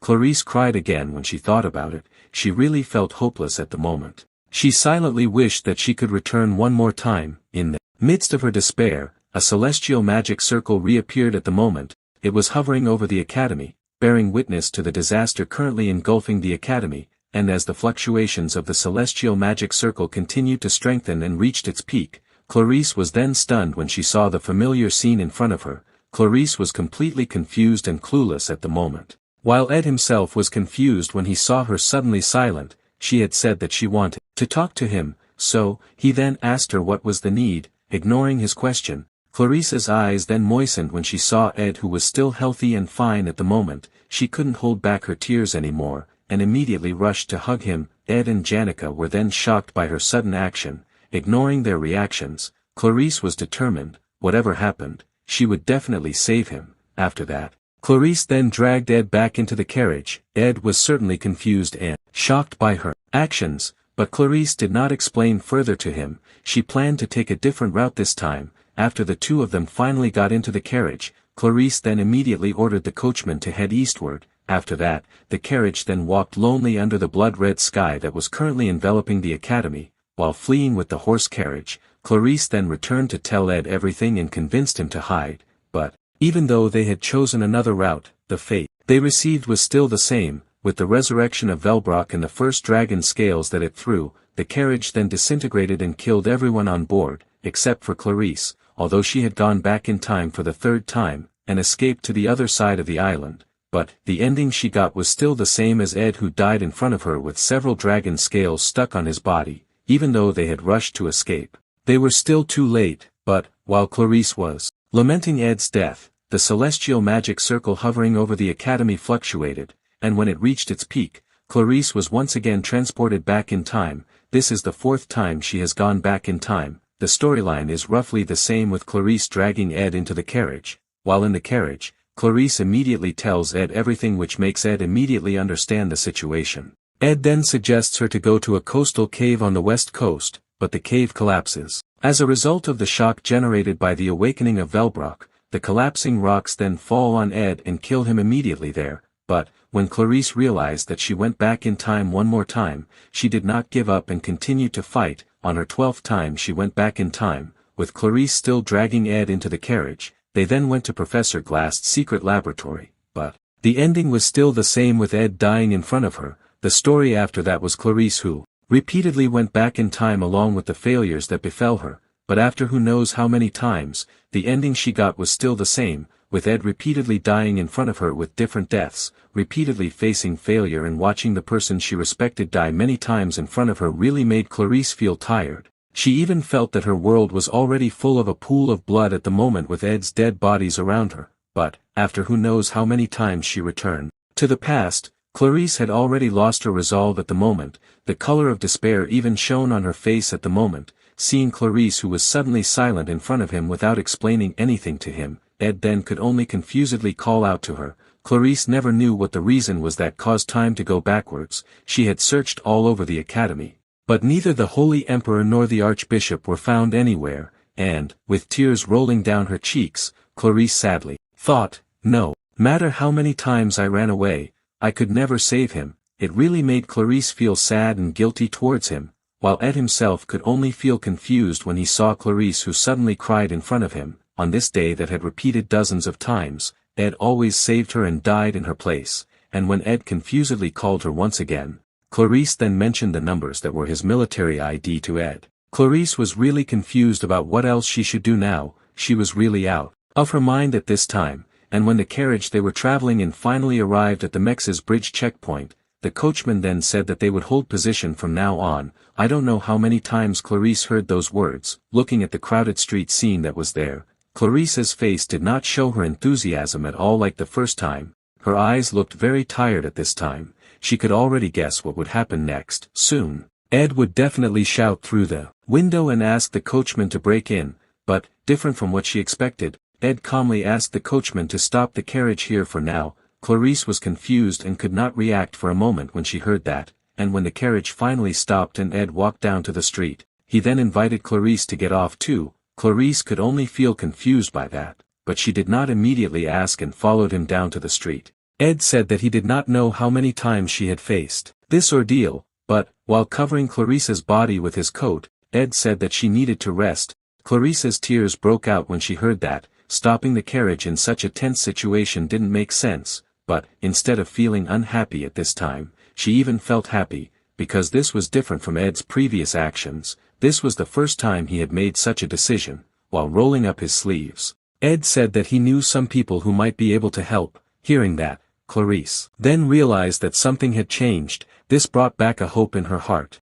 While shedding tears, Clarice then said to Ed that they had no time for this. She solemnly said that she did not want to see him die again, therefore, they had to move quickly. When the disaster appeared, the Mex's bridge would be locked. She had done everything she could think of, whether it was dragging him away from this place, trying to escape like now, or hiding. She had done all that. Hearing that, Ed then tried to comfort her and calm her down. But Clarice couldn't calm down at the moment. Her emotions were peaking, which made her tell the contents of her heart that she had been suppressing. She had done everything in her power to fight for the slightest hope and chance, but nothing had worked, so you can imagine how desperate she was at the moment. She had made efforts again and again, but still, everything remained useless. Hearing that, Ed calmly said that it was fine. He then took out some kind of ointment from his pocket, and applied it to Clarice's injured wrist. Ed said that her actions were not meaningless. The fact that the wound on the body of a saintess like her did not heal indicated that there was something serious. However, the question is, why are all these wounds still there even though time has been turned back? The blessing of sacred law that envelopes her body protects her from any threat that aims to harm her. The blessing protects her body from any harm. The blessing of sacred law also provides full resistance to celestial magic. That's why Archbishop Verdio's mind-reading magic doesn't work on her. Then, why is it that only the saintess's memories and wounds don't reset? Actually, the answer is simple. It's because all these time loops phenomena are manifested through celestial magic. Clarice was stunned to hear that. Ed said that time was turned back using celestial magic. Clarice's eyes widened in surprise when she heard that deduction. She currently also realized, at that time, in the first timeline, it turned out that this was the thing that Ed Sr. realized. After a short pause, Ed then continued. A spell on this scale could only be fueled by celestial magic, grounded in divine power. After saying that deduction, with a small smile, Ed then asked her if she had realized the new path now. He was also a bit sorry for her for repeating it more times than he could count, but, Ed was then shocked and confused when Clarice suddenly ran to hug him. With a tear-stained face, Clarice said that she didn't know either. At first she counted it, but after passing 10, she became difficult to remember. Hearing that, Ed then rubbed Clarice's head to calm her down. He said that she had struggled more than enough. He then asked her to rest for now, calm down so that she could focus more. She had pushed herself too much. Clarice was stunned to hear that. Those who hit their heads against a dead end repeatedly always crave for the same thing, a new direction. That was also what Clarice was experiencing at the moment. While looking at her, with a reassured face, Ed then told her to leave the rest to him, because they already knew the cause. They realized that running away was no longer an option. From now on, they would start hunting for the root of the problem. When Ed played this game in the past, in this episode, he also always felt something was wrong. Why Clarice's personality changed so drastically after Adele's death. She even earned a new nickname, the Saintess of Mistrust. The way she openly and aggressively opposed the church seemed very out of character. If he thought back, her behavior felt like the behavior of someone whose personality had been reshaped through countless experiences. Such details would never be known if only playing the game, but if Clarice went through this kind of hell again and again, and knew that the church was the mastermind behind it, then the birth of the Saintess of Mistrust would not seem strange anymore. It actually made sense. Thinking about that, Ed then realized that the scenario itself had never changed. It had always been like this. After that, Ed and Clarice then went to the nail hall, because they realized that they could not escape from the Saint Dragon, and if they escaped, then time would only be reset again, while to try to defeat it, it was simply not an option. Then, Ed then broke the door of one of the rooms and went inside. He asked Clarice to listen carefully. "We will stop the resurrection of the Saint Dragon. We first need to track down the whereabouts of the Holy Emperor and Archbishop. Only they can use celestial magic on this scale." Hearing that, Clarice said that she had asked about their whereabouts around many times during the time loops, but no one knew. She felt that this was too strange, whereas usually people would always pay attention to important figure like them. Ed agreed. "They do draw attention." Just as Ed and Clarice entered the room immediately fell silent when the students who were there saw Clarice and Ed walking so close that it made people wonder about their relationship. This was the room made for the joint combat training arena in Nail Hall, and coincidentally the current match was between Taylor and Wade. Taylor's attention was distracted when he saw the appearance of the two of them. He was surprised to see Ed knew the Saintess. In the original scenario, in the 5th chapter of Act 3, Taylor defeated Wade easily with his sword, but Taylor was immediately awakened from his reverie when Wade's wooden sword hit his head. Wade was very upset to see his eyes distracted while competing with him. While stroking his sore head, Taylor then pointed at Ed and Clarice and told him to look at them. Seeing the scene that was not the same as in the original scenario, Ed thought this might be another scenario twist, but he then immediately said to himself that he could not be distracted by such useless things. Because the Saint Dragon will soon resurrect, Ed then covered Clarice's head with his coat and moved again. His goal was not to watch Taylor's match. Ed realized that the most important thing now was to find the whereabouts of the Saint Emperor and Archbishop, who disappeared after crossing the Mex's bridge, and the person who might know something was, she was a merchant who seemed to know everything inside the academy, Lortel Ketchum. Ed then immediately said to her that he wanted to buy intelligence from her. Seeing Ed approaching her, Lortel then smiled broadly and pretended to be surprised. This is a familiar face. She wondered if something profitable would come up. On the Arkan Island, all the information flowed through Lortel. While hugging his hand, Lortel then asked him what information he wanted, but, when Lortel saw Clarice who was beside Ed and also hugging his hand just like her, she was then surprised. Ed suddenly got a bad feeling at this time. If it concerns Lortel Ketchum, she was someone who could remain level-headed no matter what the situation was, but, that didn't seem to apply at the moment. With a sharp gaze, Lortel sarcastically asked him, "You have been endlessly learning new magic lately, are you now finally able to mastering hypnotic magic or something?" Ed just shut up at her words. Not stopping there, Lortel then criticized the Saintess for being too bold. Worried that Lortel would continue to babble, Ed then immediately told her that there was someone she had to find quickly. They had to track him down. Before the joint combat training ended, Ed also told her that he would pay with whatever she asked. Ed's words made Lortel finally realize the seriousness of the situation. She then said that she understood and invited him to discuss the details. After that, they then came to the carriage depot located near the Mex's bridge. Lortel had ordered her subordinates there to collect all the reports regarding the sightings of the Holy Emperor and Archbishop near the Mex's bridge. Her subordinates did not disappoint her and brought her all the reports she had requested shortly after. After that, Lortel then set her eyes on Ed and invited him to talk about the price. The price she set was usually very expensive, but today it might be even more expensive. She had to skip her last match and come with him because he said that this was an urgent matter, and she understood when he acted like this, usually, but, seeing Clarice who was crying in the carriage because she was about to part with Ed, Lortel irritably asked her why Jo was sticking to him like glue. She still didn't understand. Ed paid no attention to Lortel's words of complaint, his focus was elsewhere. Hearing that Lortel was waiting for her last match, Ed then realized something. It had been quite a while since they left. That meant that the joint combat training would soon end. Hearing that, Lortel felt the same way. Ed suddenly called Lortel and said that she was always calm, cool-headed, and brilliant in analyzing situations, no matter what. Lortel was certainly confused to hear Ed suddenly praised her like that. Ed said that certainly not without reason.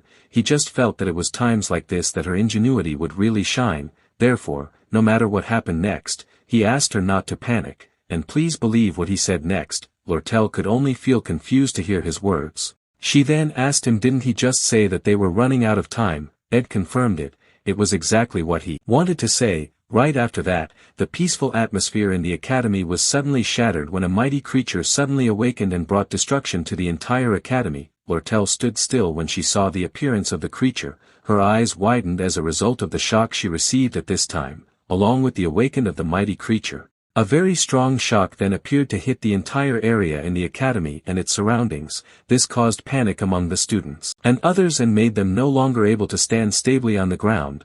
But that disaster was nothing compared to what happened next. When Velbrock launched its first dragon scale attack into the academy, various corpses then fell as the students were unable to react and ended up being pierced by the dragon scales. Ed, who knew what would happen next, immediately cast defensive magic and protected himself and Lortel from the dragon scales. The shock in Lortel's heart could not be described by words when she saw the scene. She had never seen such a tragic scene before. At this time, she could also finally see the creature that was the cause of that disaster, with its enormous wingspan that looked like it could sweep away a city with each flap. The creature that was thought to only exist in mythology, the Saint Dragon, Velbrock, had been resurrected. A creature so powerful, just from its appearance alone, had brought such destruction to the academy. There were no intact buildings there, with students lying lifeless on every inch of the road. Lortel grimaced in pain from the shock caused by the Saint Dragon, but, when she opened her eyes, she was then shocked by what she saw. Seeing Ed's injured and bloodied body, Lortel then cried out in alarm. But, before she could express her worries further to him, Lortel was then silenced when Ed suddenly asked her, "So, how much is it?" Ed with a serious face asked her that question. Lortel was silent for a moment. Hearing that, although the current position of the two of them did feel a little ambiguous, but if you look at the current condition of the academy, it is not something that needs to be concerned. Lortel's current concern is also not there. The question that Ed asked her made her pause for a moment. With the rain pattering on her face, Lortel then smiled slightly. While taking out the document that her subordinate handed over to her and handed it to him, Lortel then replied, "Compared to the price of my life, you're getting a whole lot of change back." Hearing that, while accepting the document, Ed told her to just keep the change. Hearing that, Lortel jokingly said that this was a favorable deal for her. She then told the report that her subordinate gave her.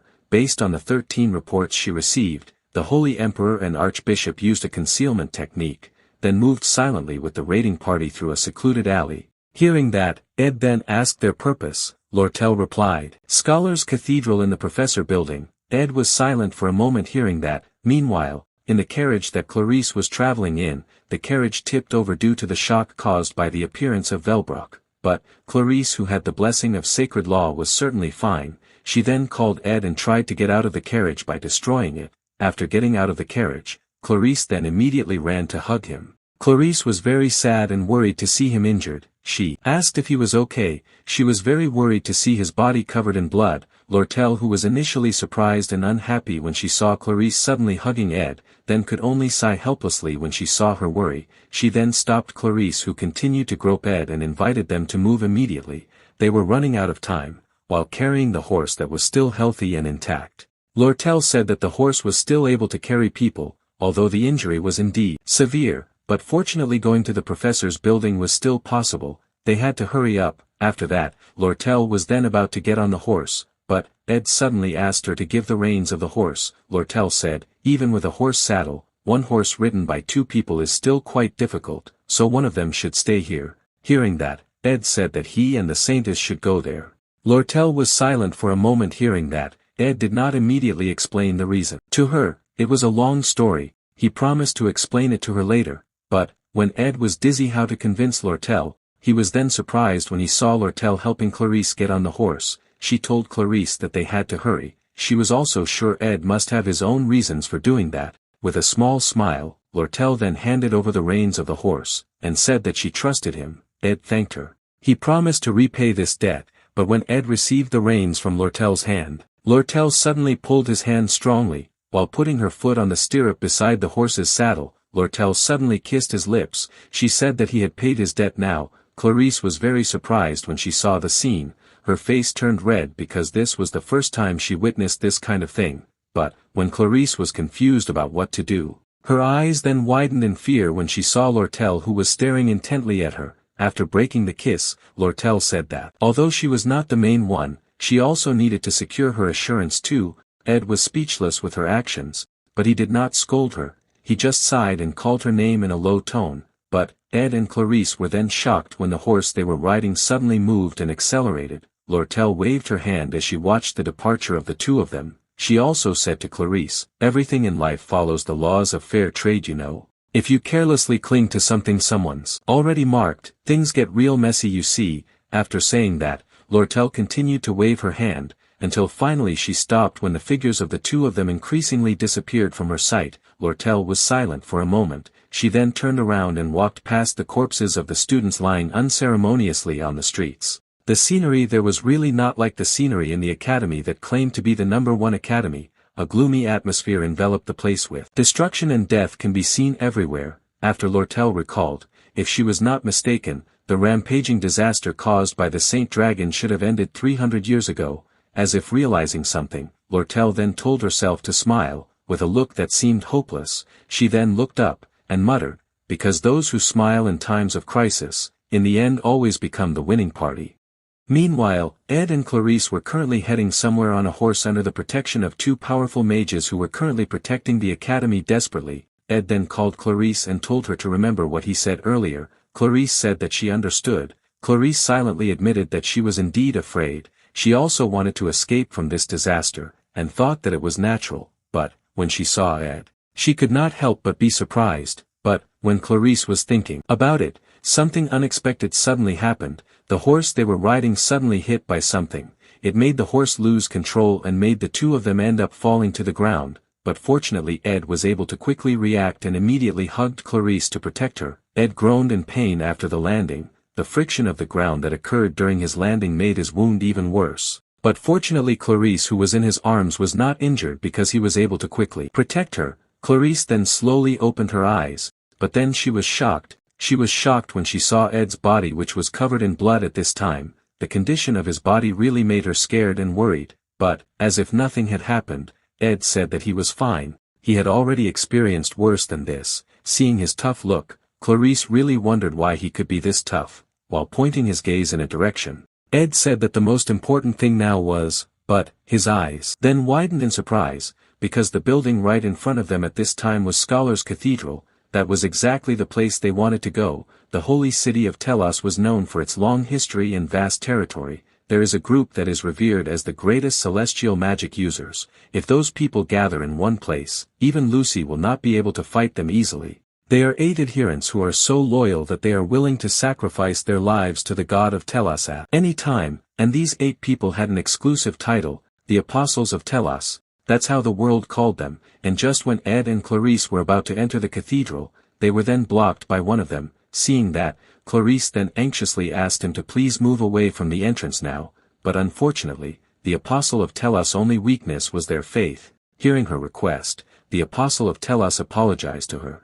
He firmly refused her request because this was a direct order from the Holy Emperor. No one was allowed to pass through this door. He asked her to understand, this was all for her own good, but, right after he said that, he was then surprised when he saw a dagger suddenly flying attacking him, but fortunately he could quickly react and immediately parry the dagger. The person who attacked him suddenly turned out to be Ed, who had been silent, while distracting the Apostle of Telos. Ed then immediately told Clarice to break in no matter what. Seeing Clarice, who ran in, the Apostle of Telos immediately felt panic. He then anxiously told Clarice that she could not enter, but just as he took out his weapon and was about to stop Clarice, he was then surprised when he saw a magic engineering suddenly appear in front of him. It was a magic engineering issued by Ed called Shock Enhanced Wave Sphere. After that, a very strong wind pressure then emerged from the magic engineering once it was active. It made him fly away and made the distance between him and Clarice widen. But, the attack prepared by Ed did not stop there.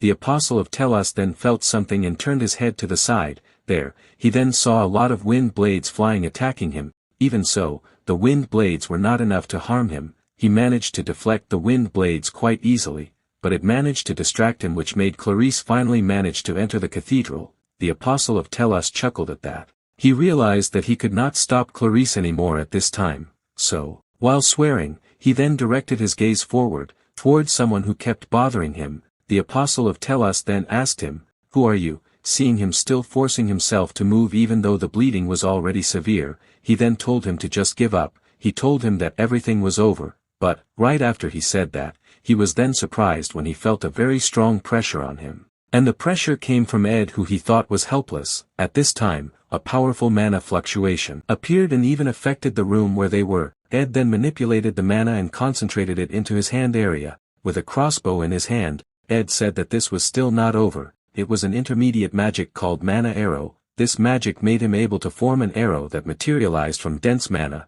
The amount and trajectory varied depending on the ability of the user. Seeing that the Apostle of Telos did not flinch, he then cast Advanced Celestial Magic, Holy Body Activation, which had the effect of converting all mana into physical energy through celestial magic. With a brightly lit spear in his hand, the Apostle of Telos then took a fighting stance. He apologized to him, but he would have to kill him if necessary. Ed did not back down when he heard his threat and immediately fired the mana arrow he had cast. But, even though he had fired so many mana arrows at the Apostle of Telos, he could easily avoid the arrows he fired as if he already knew their trajectory. When the Apostle of Telos slowly approached him, with words full of confidence and unwavering faith, he then said, "I, the Honorable Apostle of Telos, Tal'Dorei, the swiftest blade, will take your life." The spear of the Apostle of Telos named Tal'Dorei then landed on his body right after he said that. The spear attack was so strong that it pierced Ed's body and made his blood spurt everywhere.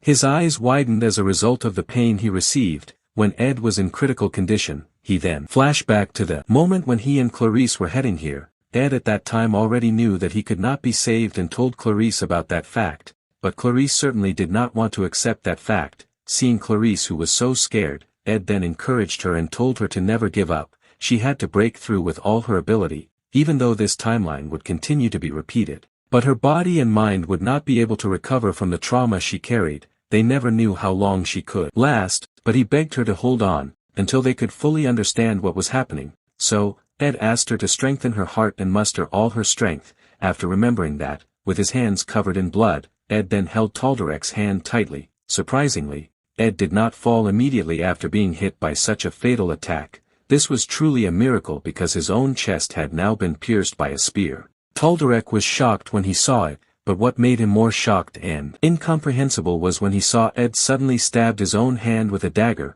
This made him have a bad feeling. Ed had made a promise to Clarice at that time, that if time were to turn back once again, then for the next time, he promised to end it perfectly. The dagger stab aggravated his wound and made him spit out a mouthful of blood. But it made Glast's golden phoenix ring shine as if triggered, with a very horrifying gaze. Ed then stared at Tal'Dorei with a gaze that seemed to penetrate into his soul. Tal'Dorei could only be shocked and confused about what he should do when he saw the ring on Ed's finger suddenly shine. He couldn't retreat at the moment because his hand was held tightly by Ed, even though Ed said to Clarice that he couldn't be saved, but he certainly didn't intend to die that easily. When Ed managed to activate the ring and exert maximum output, a large wolf then appeared and pounced towards Tal'Dorei.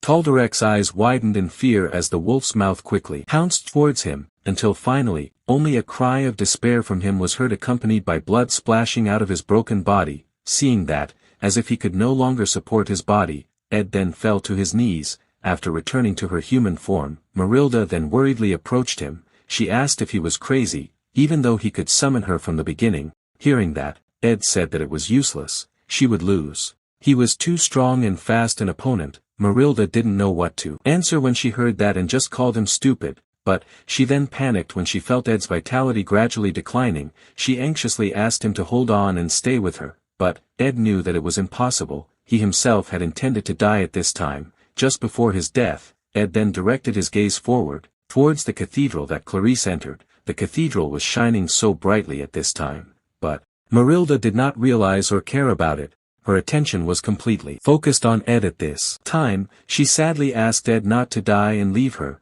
In the midst of the sadness that engulfed Marilda's heart, when Ed slowly closed his eyes, the light in his eyes gradually disappeared, until finally, Ed then died quietly. Marilda then sadly called his name when she saw that. She could no longer hold back her tears at this time. Meanwhile, inside the cathedral, in front of the door to the main room of the cathedral, Clarice then hysterically asked for the door to be opened. Who knows how many times she shouted and opened the door in front of her. It made her tired. She was confused why the door was locked, even though she had been here several times before and it was always open. Inside this door, there should be a wide corridor, and after passing through it, there was a sacred sanctuary. Realizing that her request would not be answered, Clarice then tried to force open the door. She cast a magic and destroyed the door. Clarice's breath was panting from exhaustion after doing so. But, when Clarice turned her gaze forward, she was then shocked by what she saw. With blood constantly dripping from her body, under Clarice's disbelieving gaze, someone then slowly walked towards her. It was Adele. Clarice was really shocked to see Adele here, and in such a condition. When Adele seemed unable to walk anymore, Clarice then immediately walked over and supported her body. She really felt worried when she saw her condition. She asked why she was injured like this. Adele was silent for a moment hearing her question. She then called her, and said that she came earlier than she expected. Clarice was certainly confused by her words. Adele did not explain it further to her. She then pushed her body slowly and walked back towards the center of the room. While Clarice was confused by what happened, her eyes then widened in surprise when she saw something in the hand of the Adele who pushed her earlier, while limping. Adele said that she didn't need to go back anymore. With a surprised look, Clarice's eyes then fell on a symbol in Adele's hand. The symbol was the blessing of the sacred law. To create that blessing, it took 1 archbishop, 6 bishops, and 8 apostles, as well as combining all the holy magic of the Holy Emperor. Only one person in this world was able to bear the blessing on her body, and that was Saintess. When Adele finally reached the center of the room, she then let his body float, and a mini celestial magic circle suddenly appeared from the center of her chest. The celestial magic circle created an amazing mana fluctuation and continued to grow as its height increased. Clarice was completely confused and did not understand what was happening. A myriad of questions appeared in her mind when she witnessed that. With a gentle smile, Adele then turned to her. She said that there was not much time left. In a moment, everything will be over. Hearing that, amidst the strong wind created by the pressure generated by the appearance of the celestial magic circle, Clarice asked Adele what she was talking about, but Adele did not answer her question. Her body continued to float along with the increasing mana fluctuations she created. Seeing that, Clarice then tried to approach her and worriedly called out to her, but it was useless. A powerful mana explosion then appeared which drowned them both, and the first thing she saw when she opened her eyes again was Ed, who asked her what she needed. But Ed was then confused when he saw Clarice suddenly stand up from her chair. Clarice gritted her teeth, probably upset because she almost solved all the mysteries behind this time loop. She also clenched her hands tightly, which showed that her determination had returned at this time. She then directed her gaze at him, and asked him to please listen carefully to everything she said. Clarice returned once again, but unlike her previous despair, her heart was now filled with hope. A little story about Adele's life. The first memory she remembered was the view of the sky above the harbor. When the seagulls were flying high there, at that moment, she saw 2 boys her age who were playing chase. When one of the boys happily ran away from his friend's chase, he was then confused when he heard someone warn him not to run around because he might get hurt. The person who warned him was Adele, who was currently sitting and looking at the sea. Adele told him that he had to walk while looking around so he wouldn't trip. Adele then smiled gently at him after saying that. After that, Adele then returned to looking at the sea, towards the ships that were flocking to the dock. Adele had quite a tragic childhood. Her parents fled from their hometown to escape the war. They took refuge and settled in the trade city of Oldek. But their situation here was just as bad as in their hometown. They were exploited, deceived, and in the end, getting a piece of bread for daily meals was very difficult, until one moment, her father suddenly bought her a lot of delicious food. Seeing Adele, who was eating the bread she bought, her father with a trembling tone then called her. He said that he had to go first and asked her to wait here for a while. Hearing that, little Adele said that she understood. After that, her father then left there. His back looked very lonely at this time, but his heart suddenly felt doubtful. He then looked back, towards his only child. He continued to look at Adele amidst the passing townspeople who passed by, until finally, as if making a decision, he then ran away from there. Seeing that, little Adele thought that her father must have gone through a lot of hard things, although Adele at that time was still a child, but she seemed to understand what his father did to her. She then continued to eat the bread while looking at her father's back. But, even though it was an expensive sandwich, something she usually could not afford to eat, but strangely, the bread tasted very bland in her mouth at this time. After remembering that, Adele then stood up and muttered that it was time to leave. Meanwhile, when Adele walked away from there, the boy she had warned earlier, fell to the ground while running. After being left behind by his father, Adele then lived in Adeldro's orphanage and became an orphan. In the city of Oldek, the only good virtue that must be have is diligence. And that also applies to children. The orphanage where she lived was supported by the Telos Church and was much better than other orphanages. They allowed children like her to rest during prayer time. They said they were servants of God. One day, she picked up a discarded lute at the docks and learned to play hymns. Thanks to that he was allowed to stay in the church longer. He also got an extra break from the grueling chores. Then one day, when the atmosphere in the orphanage was bustling because of the arrival of the high priest, Verdio, that day was a turning point in Adele's life. Verdio's arrival received a very enthusiastic welcome from the merchants in the city. They all gave him gifts and congratulated him on his entry into the holy city. One of the merchants said that their merchant guild would double their donation, and begged him to let them join the holy city too. Verdio gladly accepted the gifts they offered. He hypocritically said that they shouldn't have to do this. Even so, he thanked them for their concern, but, when Verdio was about to accept the gifts they offered, he accidentally nudged the candle beside him. It caused the candle to fall and set the area on fire. They then panicked when they saw it. Verdio too, because he was very close to the fire. His clothes were quickly burned by the fire before he could react. Seeing that, they worriedly asked if he was okay, but, in the middle of their panic and worry, a bucket of water suddenly splashed at this time. The water splashed towards Verdio and soaked his whole body. Verdio was dumbfounded by the sudden incident. It turned out to be Adele. While dousing the fire scene with a bucket of water, Adele thought of the flames had spread to the display. It could have been a disaster.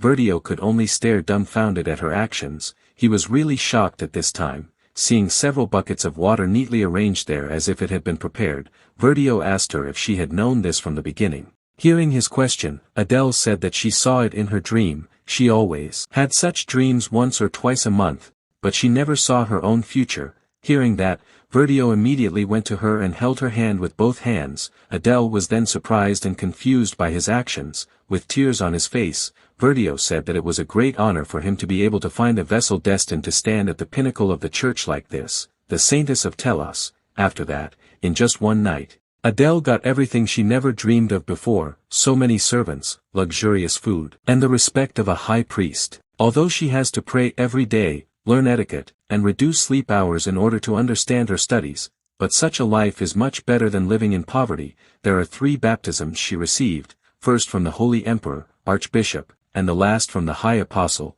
She inherited the will of the holy city and engraved the blessing of the sacred law onto her body. With each rite and blessing, her divine power grew stronger. All the rituals were complete except the sacred mark. At that time, Adele was in the church balcony and opened the window to look at the stars, and for the first time, she saw her own future. A very scary scene appeared that made her eyes widen with fear. After that incident, Adele then resigned from the position of saintess. Verdio, who heard that, was of course very angry with her, but Adele remained adamant about it. She thanked him and the church for all the kindness she had received so far. She said she would serve the god of Telos in another way, but not as a saintess. Verdio sighed disappointed when he heard that. He realized that it was no longer useful to persuade her.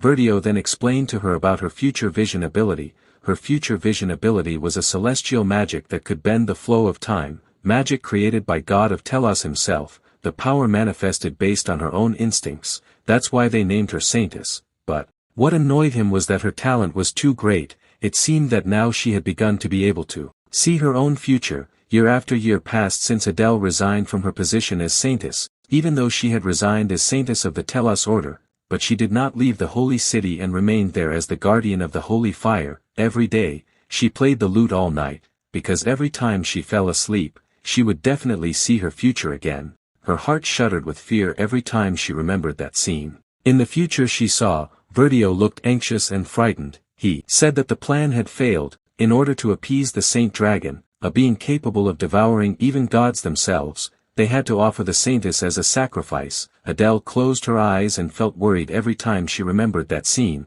You can hear many things in holy city of Telos. The world began to regain its peace thanks to the outstanding leadership of Emperor Clol, but in a peaceful world, no one sought divine guidance, and the influence of the holy city faded away because of it. Verdio, a high priest and businessman, knew exactly what it would take to overcome that, the fear of the end times, and the miracle of God. By awakening the Saint Dragon sealed on the island of Arkan, he would be able to instill fear in everyone's hearts. Right from the start, Archbishop Verdio's reason for seeking out the saintess was to be offered up as the sacrifice that would reseal the Saint Dragon, and that saintess was her. By running away and resigning her position as saintess, she thought that destiny could be stopped, but, years later, as if proving the power of fate, they again found someone suitable and made her a saintess. That person was Clarice. Although she did not have the talent for celestial magic like her talent for sacred magic was very large. With her grace, character, and talent, she seemed to be born into the world as a saintess. That night,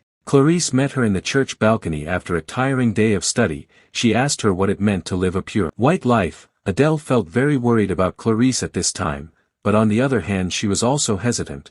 From the bottom of her heart she wanted to tell Clarice the truth, because as a result of her running away, Clarice was the one who ended up becoming a saintess. Therefore, she mentally told her to run away, and to answer Clarice's confusion, Adele then sang a song to her. Better to die in filthy water than live as a blank sheet, the green mist of the Denkin wetlands, the golden plains of the imperial capital, Cloiran, the red rooftops of the trade city of Oldek, the turquoise knowledge of the land of knowledge, Sylvania.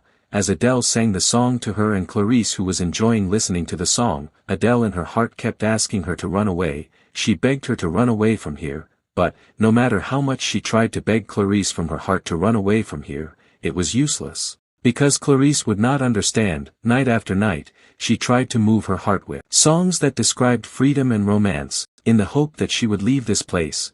But, every time she saw a smile on her face, guilt pierced her chest, because she knew, everything she said was hypocrisy and deceit. Then, before dawn arrived, Adele decided to wander again, and that was the beginning of her becoming a bard. Her final destination was here, at the Sylvania Academy, when the chapel building appeared in her sight. With limping steps, Adele walked there with her body condition covered in blood. The students who saw were certainly shocked to see her condition.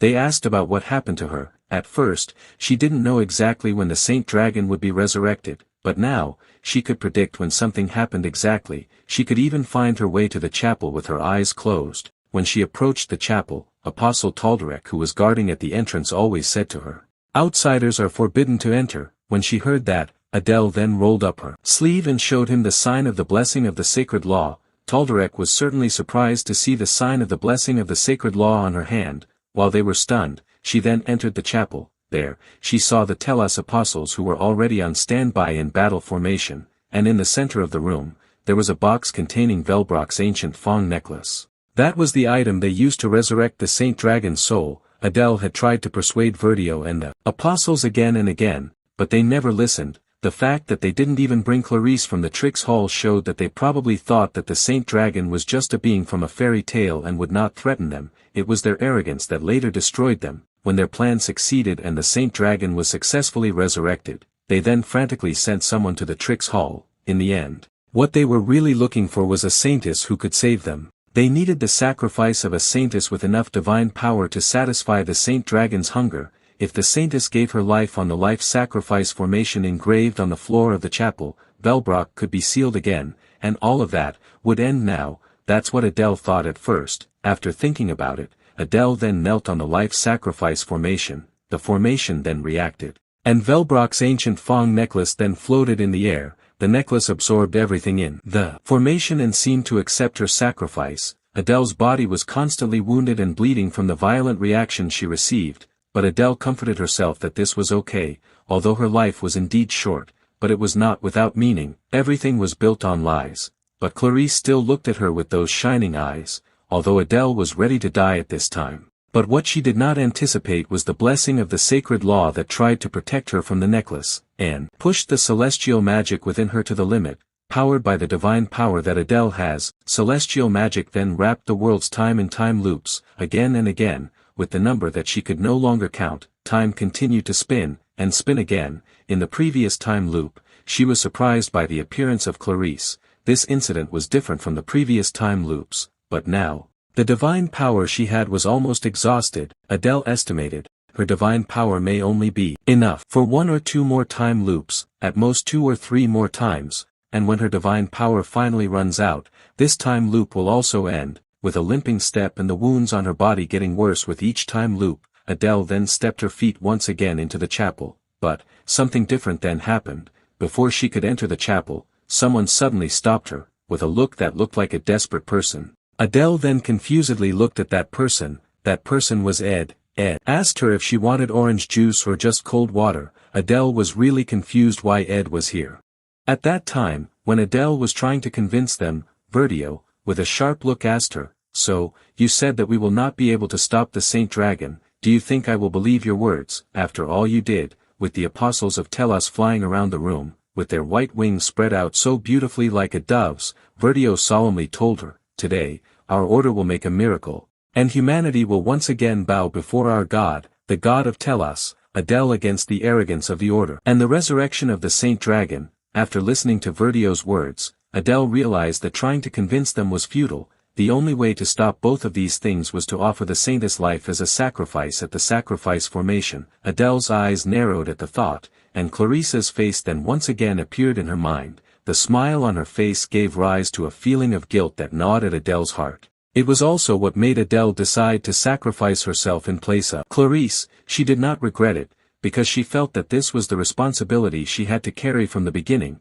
but the blessing of the sacred law engraved on her body protected her. It drew out all the divine power Adele had, and turned back the world's time. Adele dropped her lute and fell to her knees on the ground after returning to the past once again. Creating a phenomenon like time loops almost consumed all her mana and only left enough mana to restore her body to at least be able to live. Every time she went back in time, she always woke up in the corridor that led to the Glocked Hall practice field. Once her divine power ran out, the blessing engraved on her body would fade, and the Saint Dragon will be sealed again. So, Adele never stopped her steps. Again and again, she walked through this corridor. Nothing changed in each time loop. The arrogance they had was still repeated, and the resurrection of the Saint Dragon could not be stopped. And when they left the chapel and searched for Clarissa's whereabouts, Adele took advantage of the void and entered there. She placed herself into the sacrificial formation. Even though her body was covered in blood, she never stopped. Again and again, she continued to feel the excruciating pain brought by the sacrificial formation, but Adele endured it. She felt that this was indeed the punishment she deserved, the punishment for forcing others to do what she should do.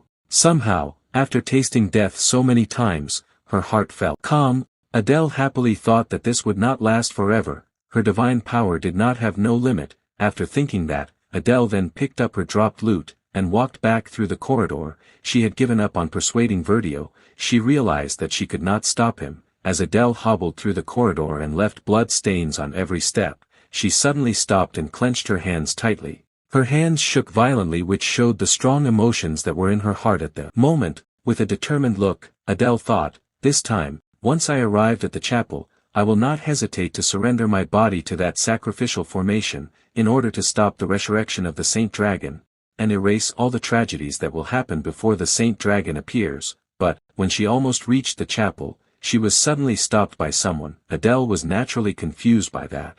She had never experienced this in time loops before, seeing Ed standing in front of her. Adele confusedly asked him why he was here. Ed did not immediately answer her question and asked if she wanted orange juice or just cold water. After that, with a cup of orange juice in his hand, Ed then led Adele to a park bench. Adele was really confused why Ed was here and did this. She then told him that she had to do something. But, while handing her the cup, Ed said that she was going to die. His words seemed to wake Adele. Her eyes that had been staring blankly, were now fully open. She then remembered something, a memory before this time loop happened. That time, before she stepped into the chapel and tried to sacrifice herself, she met someone. He was Ed Roth Taylor. Ed at that time told her that she would die soon. She was certainly surprised to hear what he said. During these time loops, the world always kept turning the same way, except for that very first time. She never saw him again after that. At that time, she didn't ask why he knew that. She just smiled gently at him and said that she knew that.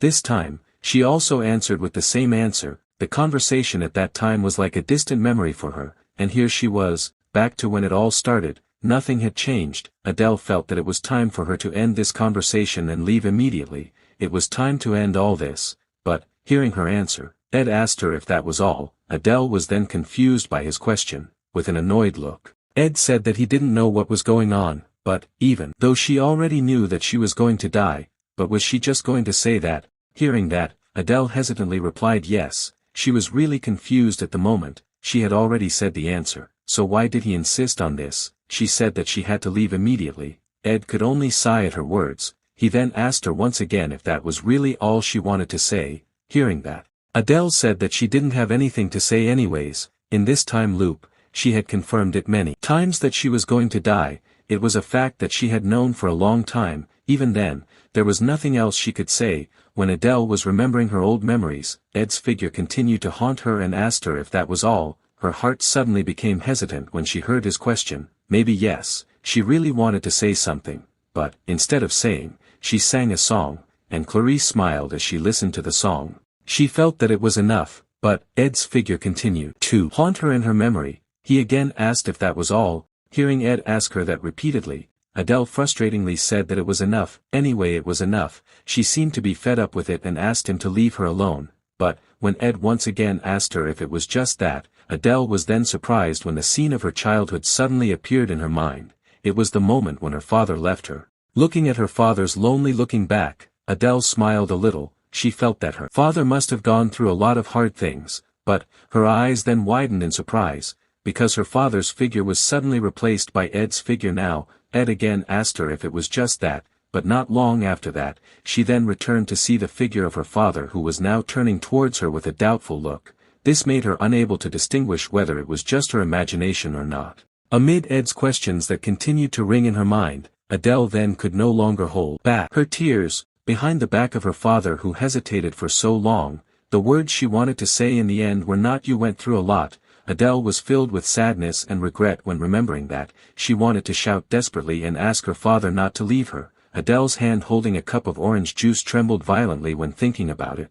She then told Ed honestly that she was afraid. She didn't want to die. After countless lies, like a dam breaking, the truth finally gushed out of her mouth. Ed sighed when he heard that. After finally receiving an answer from Adele, Ed then took a sip of the cold water he brought. After finishing the water bottle, Ed then put it on a chair and stood up. While rolling up his sleeves, Ed asked her, "Why did you take so long to say such a clear thing?" Adele could only feel confused and surprised by that. Ed told her to let out everything that was on her mind. Everything she had been holding back all this time. Ed also told her that it was time for them to end all this. At that time, after Clarice told Ed everything, Ed chose to split up and go find Adele. As for Clarice herself, she was now heading to the chapel, but, when she was about to go inside, a mighty man with a spear in his hand and white wings on his back suddenly appeared in front of her. He was the apostle of Telos, Taldarek. Seeing her, Taldarek confusedly asked her wasn't she supposed to wait in the Trix Hall. How could she come here? But, Clarice didn't answer his question and ran straight inside, and when Taldarek was about to stop her, Clarice quickly brushed him off and told him to step aside. She was determined, this time, she would definitely reveal the truth behind everything. Right after Clarice opened the chapel door and saw everyone inside, she then immediately told them to stop everything they were doing right now, including herself. All the higher-ups of the order were now inside the chapel. The Holy Emperor Eldane, the Apostles of Telos, and Archbishop Verdio. Although Verdio was surprised and confused to see Clarice here, but he was still calm and smiled gently at her. Clarice then immediately walked up to him. She told him that she believed he was a man of faith who only cared about the holy city, a faithful believer with a conscience. Verdio confirmed her words. He lived only for the holy city, with a big smile and without any guilt. Verdio explained it to her. The Holy Lord always resides above the heavens, but ignorant people won't believe unless they're shown something. Clarice's eyes widened in disbelief when she heard his words. She knew what he meant. He intended to kill the Saint Dragon and spread its blessing. Verdio confirmed it. He also promised her that it wouldn't take long. Hearing that, Clarice then tried to convince him, "You underestimate the Saint Dragon. Have you ever considered the possibility of failure?" But, when Clarice said that, she suddenly realized something. A bad guess appeared in her mind. At this time, she asked him whether from the start, he had intended to use her life as collateral. Verdio smiled cruelly to see Clarice finally realize that. He then tried to comfort her and said that this was just as a guarantee, to prepare for the worst-case scenario and in case the plan did not go well. Meanwhile, Ed and Adele were now running together heading somewhere. Adele had told him everything. Hearing that story made Ed think that this was indeed not an encouraging truth. To sum it up, the Order's finances have been depleted for a long time, so Archbishop Verdio intends to resurrect the Saint Dragon, with the aim of showing the heroic actions of the Order in destroying it. He did it to revive people's faith and expand the power of the Order. Adele said that Archbishop Verdio has always been like that since he was a common priest. he always wanted to expand the influence of the order and make the holy city storage room full. That was the way he chose to show his faith. Hearing that, Ed asked her if she had tried to persuade him. Adele replied, since she fled from the holy city, he no longer believed in her, but even if it was from others, she was sure Archbishop Verdio would not listen to any persuasion. He would always go through coercion, because he brought a power that guaranteed victory for anyone. The Telos apostles, that was the source of their confidence, a troops that strong enough to face entire armies, the strongest force the holy city had. The apostles of Telos flew around the room and surrounded Clarice, while standing behind her. Verdio apologized to her. He promised her that this wouldn't last long, so he asked her to please rest for now. Adele was filled with helplessness when she told him that, with their power, even someone like her couldn't. But, before she could finish her sentence, she was then surprised and blushed, because Ed suddenly picked her up. Adele was really confused and didn't understand his sudden action. If it was their power that was the problem. Ed said that it was no big deal. Right after Ed explained that, to her, a high-level lightning magic, heavenly punishment, suddenly struck into the chapel where Clarice and the order officials were. The magic was so powerful that it immediately destroyed the roof of the chapel as soon as it hit. Verdio was then shocked by the sudden change and stared in fear at the heavenly punishment strike. After that, the feeling of surprise in Verdio's heart was then replaced by panic and fear. He frantically asked who dared to do this. Was she not afraid of the god of Telos? But, the attacker casually replied no. Verdio was stunned to hear that answer. Right now, all he felt was disbelief. The Telos apostles whose strength he was proud of, turned out to be so fragile in the face of that magic attack. The person who attacked and stormed into the chapel turned out to be Lucy. Lucy's power was so strong, the lightning magic she cast could easily paralyze the strongest force the holy city had. After landing on the ground, she then stared at Verdio and continued to say, because I am an atheist. Lucy said that she didn't believe in gods or anything like that. All she knew was that if you committed a sin, then you deserved to be punished.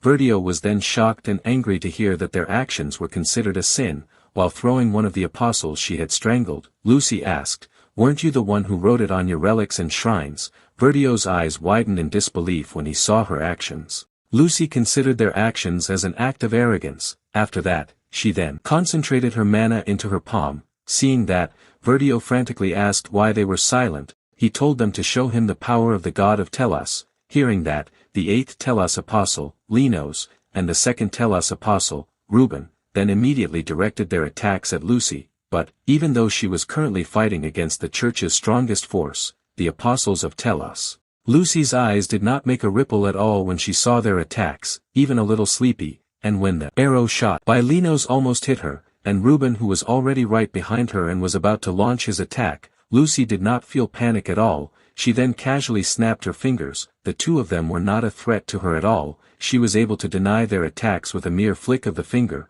Reuben himself screamed in pain because of the lightning magic she cast, but Lucy then glanced up. The attacks of the Telos apostles did not stop there. When most of the Telos apostles had fallen, then came the last one. With a tone full of faith, he then said, the heretic who defiled our sanctuary, I, Taldarek, the 3rd apostle, the swiftest blade, I will take your life. He was the apostle guarding the entrance to the chapel and the one who had fought to the death against Ed in one of the timelines. Aware of the invaders' threat, Taldarek put all his divine power into his spear and aimed it at Lucy, but, before he could launch his attack, he was then stunned when he saw his opponent suddenly disappear in front of him. What Lucy was doing was not just an ordinary high-speed movement, but advanced spatial magic, space leap, magic that could move space itself. Lucy instantly arrived behind Taldarek when she used the magic, and before Taldarek could react, Lucy snapped her fingers again, and a thunderous bolt of lightning then appeared and drowned Taldarek's figure in a sea of thunder. Taldarek could only scream in pain as he was hit by such powerful magic. The electric shock brought by the lightning magic made his whole body stiff and immobile. As for Verdio, he could only be dumbfounded when he saw the scene. He couldn't believe what he was seeing right now. Each of the Telos apostles were classified as national strategic assets. There were also 6 of them, and each of them has tremendous power. So, the shock that was in his heart right now could not be described by words when he witnessed with his own eyes that Lucy could easily subvert all of them. But, he then immediately thought of something more important. The question was, how did they know this place? The plan to resurrection and subdue the Saint Dragon in order to increase the prestige of the order. the stage was located on the Arkan Island, a place that had many students in it. Verdio realized that their plan must not be exposed no matter what, or else they would have serious consequences, because he knew that his plan had failed. He then immediately put back the box containing Velbrock's ancient Fong necklace, and told the worshippers to secure the escape route. Their top priority was to protect the Holy Emperor Eldane, but, even though they had given up on their plan, but Lucy certainly would not let them escape that easily. She then cast celestial magic of the time domain, time prison, to seal all their movements. Verdio then panicked when he saw it. He then immediately called Taldarek. Taldarek immediately moved when he heard his call, and when the time in the room was about to freeze due to the magic that Lucy cast, Taldarek immediately stepped forward to stop it. He faithfully said that this was all for the god Tellus. Seeing that, Verdio then called one of the apostles named Clive, and asked him to bring back the saintess safely, whatever happened. Hearing that, Clive then immediately carried Clarice on his shoulders. He also apologized to Clarice for his impudence. Clarice was then surprised by his actions and told him to put her down immediately. After that, they all then fled from there, fleeing from the mage who brought despair to them. They have secured the necklace, which is evidence, and the saintess who is an eyewitness, with the authority of the Holy Emperor who was able to suppress the academy. Whatever that student said would definitely be ignored, but Lucy certainly would not let them all escape that easily. Seeing their fleeing backs, Lucy then cast high-level lightning magic, heavenly punishment, and threw it towards them, and when they were about to reach the entrance of the chapel, a thunderous lightning bolt then appeared chasing them from behind. Seeing that, one of the apostles then stopped running, and stuck his shield to the ground. With a cry of pain from the lightning strike, the apostle immediately told them all to run. He told them to leave this place and go to the appointed meeting place, not wasting the apostle's sacrifice. The apostle who brought the Holy Emperor Eldane, and the apostle carrying Clarice then, immediately escaped from there by jumping out of the window. Whatever happened, the order would win. With the apostle's scream still heard, Verdio also ran away with all his might, escorted by one of the apostles. Lucy chuckled when she saw that. She felt annoyed seeing them escape from her grasp. Just as they reached the entrance, the apostle escorting Verdio said that their actions were futile. Even if they escaped now, they would be caught up immediately. Verdio would know that. He said that they only needed a little time to destroy the evidence and secure the saintess, if the academy revealed this incident to the public. But, before Verdio could finish his sentence, he was then surprised by someone's quiet shout, "Ignition!" Right after the spell was cast, the courtyard in front of them was then filled with a sea of flames. Seeing that, the apostle immediately stepped forward to protect Verdio. But he seemed to be struggling to extinguish the flames. He was confused why basic level magic had this much power, but, when he was confused in extinguishing the flames, he was then surprised by the appearance of a dagger that flew towards him. But fortunately he was able to react quickly and immediately parry the dagger. But, it was no ordinary dagger, it was a dagger that had been implanted by the spirit technique. Explosion. The academy students were then surprised and confused when they saw a large explosion that suddenly appeared from the direction of the chapel. After successfully carrying out a series of tactics, the attacker then emerged from behind the smoke, while the apostle himself was now lying unconscious due to being hit by a large explosion from such a close distance. Verdio did not waste the apostle's sacrifice and immediately fled from there, and Ed, as the mastermind behind all this, then ordered Mug to chase him. Mug respectfully accepted his orders and immediately flew after Verdio. Verdio was surprised when he saw their pursuit. He was confused why they knew their escape route and were waiting here. Was he in the same group as the girl with the wizard hat? Seeing Mug flying after him, Verdio then immediately cast celestial magic, and threw it towards Muggs. His attack was so sudden that Muggs could not react. His figure slowly disappeared after being hit so hard. He then apologized to Ed and returned to the spirit realm. Verdio did not stop his steps for a moment and continued to run away from there. He continued to run until he entered the forest on the island. Who knows how long Verdio ran, which made his breath panting from exhaustion. He felt that they must have lost track of him. If he could hide this necklace, then everything would be over. In this dense forest, it was impossible for anyone to find him. Verdio smiled wickedly at the thought, but, just when he thought he had managed to escape, Ed with a murderous look suddenly appeared behind him with a dagger in his hand. With a threatening look, Ed told him to hand over the necklace. When the distance between him and Verdio was very close, Ed then grabbed his long hair, and pulled him down the cliff. Verdio was shocked by that, but even so, he did not lose his ability to fight. When they both tumbled and fell down the cliff, with Ed trying to grab the box in his hand and Verdio trying to defend it. They exchanged blows with each other, when Ed was at a disadvantage with his body under Verdio. Verdio then cast celestial magic. Hearing that Ed wanted the necklace, he then realized that he knew all their plans. He asked him if he was the one who sent the mage, but unfortunately, his life would end here. But, even though the distance between Verdio's staff and his face was only a few inches, but Ed did not lose his calmness. He then nudged Verdio's leg, which made him lose control of his body for a moment, and caused the celestial magic trajectory he cast to deviate. Not wasting the opportunity, Ed immediately attacked him and thrust his dagger into his chest. Verdio screamed in pain as a result of the attack. His blood also spurted everywhere as a result of the stab wound he suffered, but, despite being in a desperate situation, Verdio still did not want to hand over the box to him and smothered the box firmly with both hands. Seeing that, Ed angrily told him to hand it over. At that time, when he was carrying Adele on his back, Adele told him that Archbishop Verdio was very strong. Even without the help of the Apostle of Telas, he was not someone he could easily defeat. Ed did not look surprised when he heard that information. He seemed to already know it. Ed realized that their time was very tight. A little late could make them fail in stopping the resurrection of the Saint Dragon, and the worst thing was, their enemies were fanatics who had been planning this for years. Even with Lucy's help, their chances of failure were still high. Thinking about that, Ed could only wish that if only he could turn back time, he would definitely gather more information. But when he saw Adele's terrible condition, as if realizing his worries, Adele then told him that she was okay. She smiled gently at him and said that even if they failed, it didn't matter, she could turn back time, at most 1 or 2 more times. Ed irritably ground his teeth as he recalled the conversation. He realized that Adele was lying. Adele's divine power was running out. Her life could be taken at any moment. There was no time for him to hesitate, so, he then strengthened his dagger and stabbed through Verdio's chest. Both of Verdio's hands that were holding the box firmly instantly relaxed as a result of that. Ed immediately took the box from his hands when he saw that, but, when he opened the box, he was then surprised, because the necklace inside the box was still powered by mana. Verdio smiled crazily when he saw his reaction. He said that the resurrection of the Saint Dragon was imminent.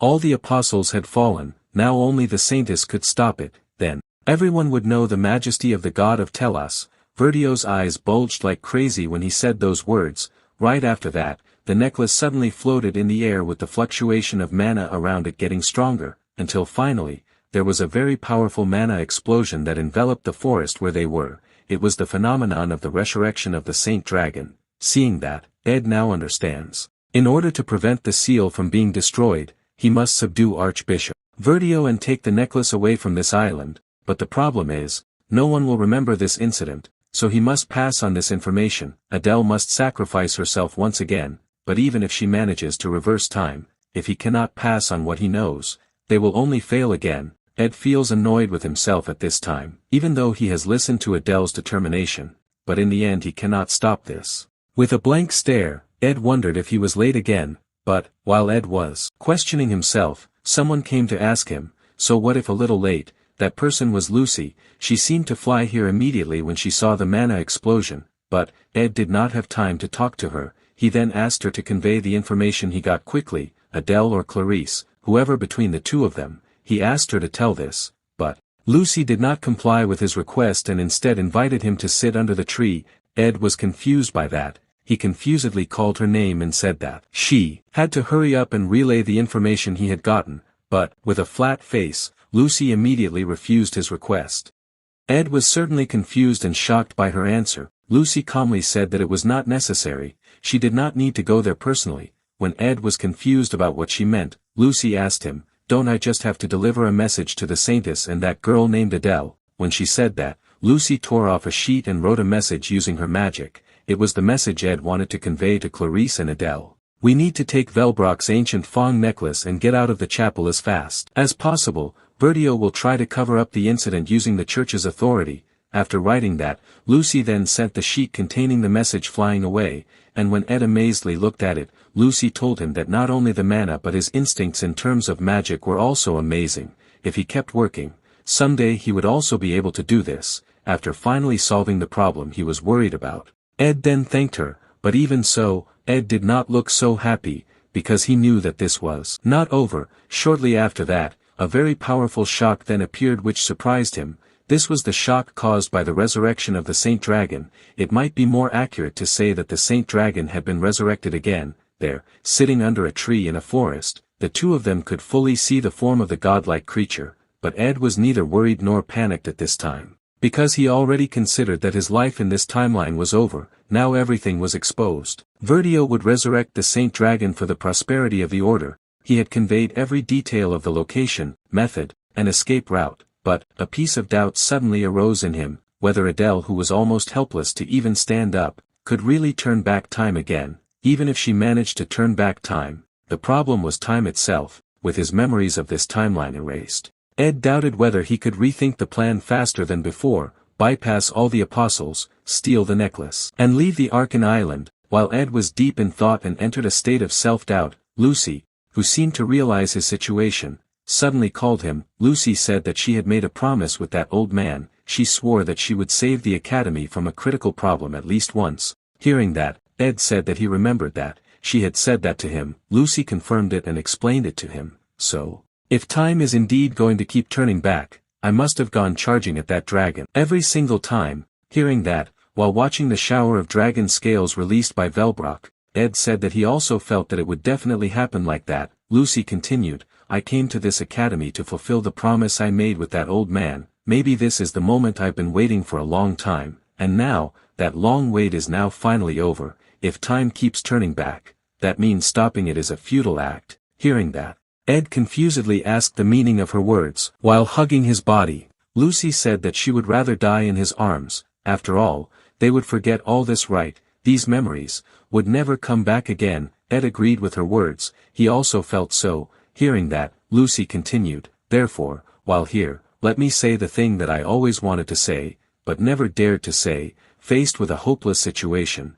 the wall between the two of them slowly faded. The truth, which was not romantic but very personal, finally came out, the words that Lucy might never dare to say in her life. While hugging his body tightly, Lucy's cry finally broke out. She said that her heart felt very empty without him, so she begged him not to disappear. Hearing the outpouring of her heart, Ed then hugged her back and stroked her head. He finally relaxed his body and completely surrendered everything to the situation. He said that it was not a request that was difficult to fulfill, and at this moment, when Ed and Lucy had both resigned themselves to the situation, Velbrock roared once again, and once again released a rain of dragon scales throughout the academy. Such a beautiful scene hiding an indescribable disaster, and Ed and Lucy were just silent while closing their eyes. None of them fought back. There were no screams or moans of pain coming out of their mouths. They just held each other warmly, while feeling each other's vitality slowly disappearing. Not long after, the rain that was more accurately called a disaster finally ended, and the two of them were still intertwined, under the tree,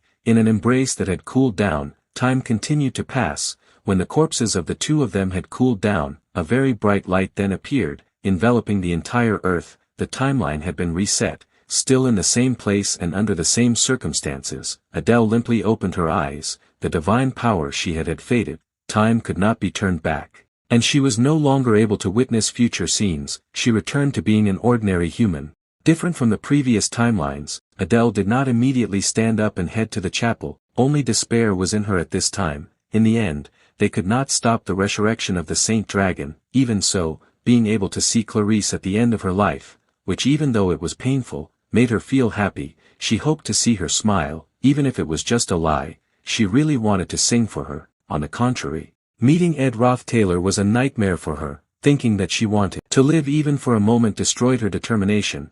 But, the suffering Adele felt was deep enough to make her breath stop at any time. It reminded her of what she had to do. Adele then stood up, leaving her lute on the floor. She then moved towards the chapel again. Her suffering would finally end. She only needed to do it one more time and she would be able to stop the resurrection of the Saint Dragon, and erase all the suffering that would arise once and for all. As fate demanded, she had to die. She had read the message and the plan that Ed Roth-Taylor conveyed, but she felt that it was still impossible. First of all, Clarice would need time to convince him because Ed Roth-Taylor did not remember anything, and once they had thought of a plan, the whole morning would be wasted. Gathering a force capable of fighting all the apostles of Telos, just that alone would take a lot of time. No matter how fast they acted, they would not be able to reach the chapel before sunset, and when they finally arrived there, Archbishop Verdio's plan was being executed, mana would already be poured into the necklace, and after that, the resurrection of the Saint Dragon would be unstoppable. With limping steps, Adele continued to walk down the corridor.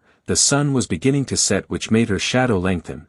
If she continued down this corridor, she would get to the chapel. She just had to get there and place herself in the sacrificial formation. But, when Adele looked out the window, her eyes then widened in surprise. In her vision, a bird was seen flying over the building where she was currently. Meanwhile, at the place where Ed and Janica were hanging out at the beginning of the time loop, Janica was then surprised and confused when she saw Ed suddenly groaning in pain while holding his head. Quoted from Glock's notebook, Introduction to Celestial Magic. Celestial magic does not fully affect those who have natural resistance against it. Adele's time-warping magic is a combination of celestial magic and sacred magic. The blessing of the sacred law is completely immune to sacred magic, and as a result, Clarice retains the memories of all the timelines. Clarice, who had just arrived there, was also shocked and confused when she saw Ed's condition. She had tried to heal him by using sacred magic, but it had no effect. Ed wondered, could this be because of Adele's divine power fading?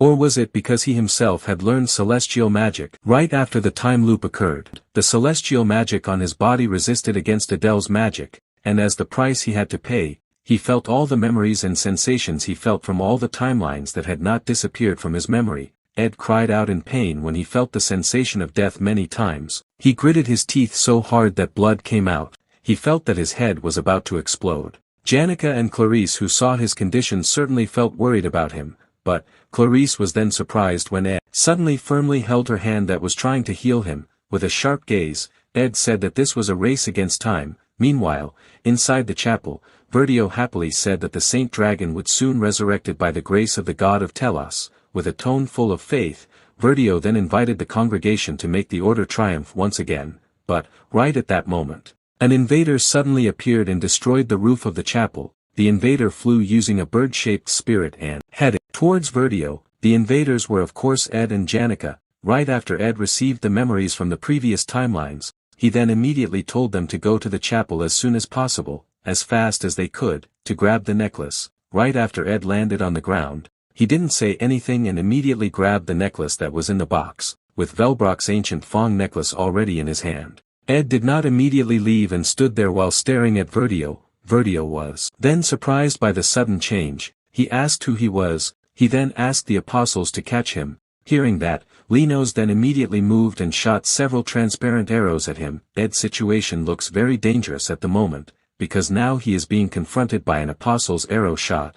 From all time loops, the beginning always goes the same. Saintess Clarice would drag him into the carriage without much ado. She would then explain the time loops that were happening and the role he had. They rode the carriage in silence while he was deep in thought, trying to make sense of all the information. Verdio smiled cruelly at the sight of Ed being hit by a series of arrows fired by Linos. He didn't care who he was, he could only blame himself for foolishly believing that he could defeat these holy apostles of Telos. But, in this time loop, someone who seemed to have been forgotten, but had always been by his side. Ed now finally involved that person and utilized her abilities. She is a very strong person and can easily block the arrows shot by Linos. She was also more faster than any horse carriage and made them both able to quickly head to the chapel. Verdio's eyes widened in surprise when he saw Janica was able to dodge Linos' attack so easily. She was someone stronger than him, someone who would help him without the need for him to give any explanation regarding this absurd situation. She was the one who was always by his side. While looking at him, Janica then invited him to do it. Ed accepted her invitation. In this race against time, they got here in less than an hour, but even so, the necklace he had captured was already infused with magic. This necklace was the key to resurrecting the Saint Dragon, so, if the necklace resonated with the dragon sealed inside the archipelago, the Saint Dragon would be resurrected. Thinking about that, Ed then knew that there was only one way he could do. They had to take the necklace to a place far enough away that the resonance was inactive. Seeing Ed and the others running away with Velbrock's ancient Fong necklace, Verdio then angrily asked the apostles why they were silent. He told them to quickly catch up with Ed and the others, but, when Verdio looked back, he was then confused when he saw a dagger stuck in the ground behind him. Shortly after that, the dagger seemed to be triggered, and before he could react, a huge explosion then appeared on the building he was in. The explosion was certainly Ed's doing. He did not waste the opportunity. and immediately ran away from there. He and Janica took off in the back of Bird's spirit to a faraway place, and when they reached such a high altitude that they broke through the clouds, Ed then called Janica. He said to her, "Once we reach our destination, let me handle the rest, you should just go straight away." But Janica refused. She said that she couldn't just leave him, hearing her stubbornness. Ed then tried to convince her, "It's been over a year, but if we mess up again, we'll get expelled. If things go wrong, I'll be a fugitive hunted by the church." But, when Ed explained that to her, Janica suddenly mentioned her hometown, Fulan. It was a remote place, so if she hid there, she felt that no one would find her, or maybe, to be safe she would hide somewhere in a deserted desert or lawless zone. Ed really didn't know what else to say to her when he heard that. And before Ed could try to convince her again, Janica suddenly held his hand, and said, "Again you try to suffer alone." Ed was really confused and didn't understand the meaning of her words and actions. Seeing his confusion, Janica then told him that she already knew just from looking at his expression, if he was going to be expelled from the academy, then she would be expelled with him. She felt that it would be somewhat fair if they were expelled together, and if he was going to be a fugitive, she would be a fugitive with him. With a slightly blushing face, Janica then determinedly told him that she would never let him suffer alone again. Ed was very surprised when he heard her determination. He really didn't expect Janica to care about him that much, but he then immediately felt worried when he felt something in the direction behind them. It was the apostles of Telos who were now chasing them. They used the wings on their backs to fly after the two of them. After the distance between the apostles and the two of them narrowed, the apostles then cast a magic and aimed it at them. Seeing that, Ed anxiously told Janica that they had to leave as soon as possible. They had no time left. Janica understood. Meanwhile, inside the chapel, right after the explosion caused by Ed ended, Verdio then appeared while coughing as a result of inhaling the smoke created by the explosion.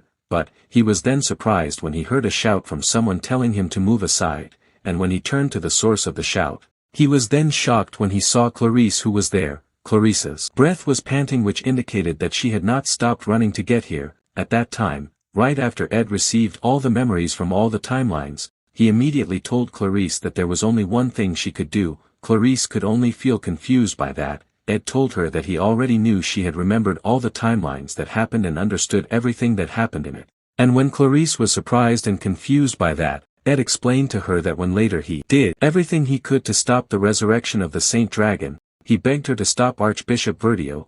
That was the reason why Clarice came to the chapel, and when Verdio was still surprised by her arrival, Clarice ran past him. She ran to the altar and rummaged through the items placed there. Ed at that time explained to her that Verdio was a cunning and fanatical person. He is a person who will do everything for his goal. He will use the church to cover up this incident. And when they were all surprised by Clarice's actions, Clarice immediately turned to the Holy Emperor Eldane and scolded him. "How long will you keep silent?" Ed at that time told her that in order to stop Verdio, she had to persuade the Holy Emperor. The Holy Emperor Eldane was certainly surprised by her shout.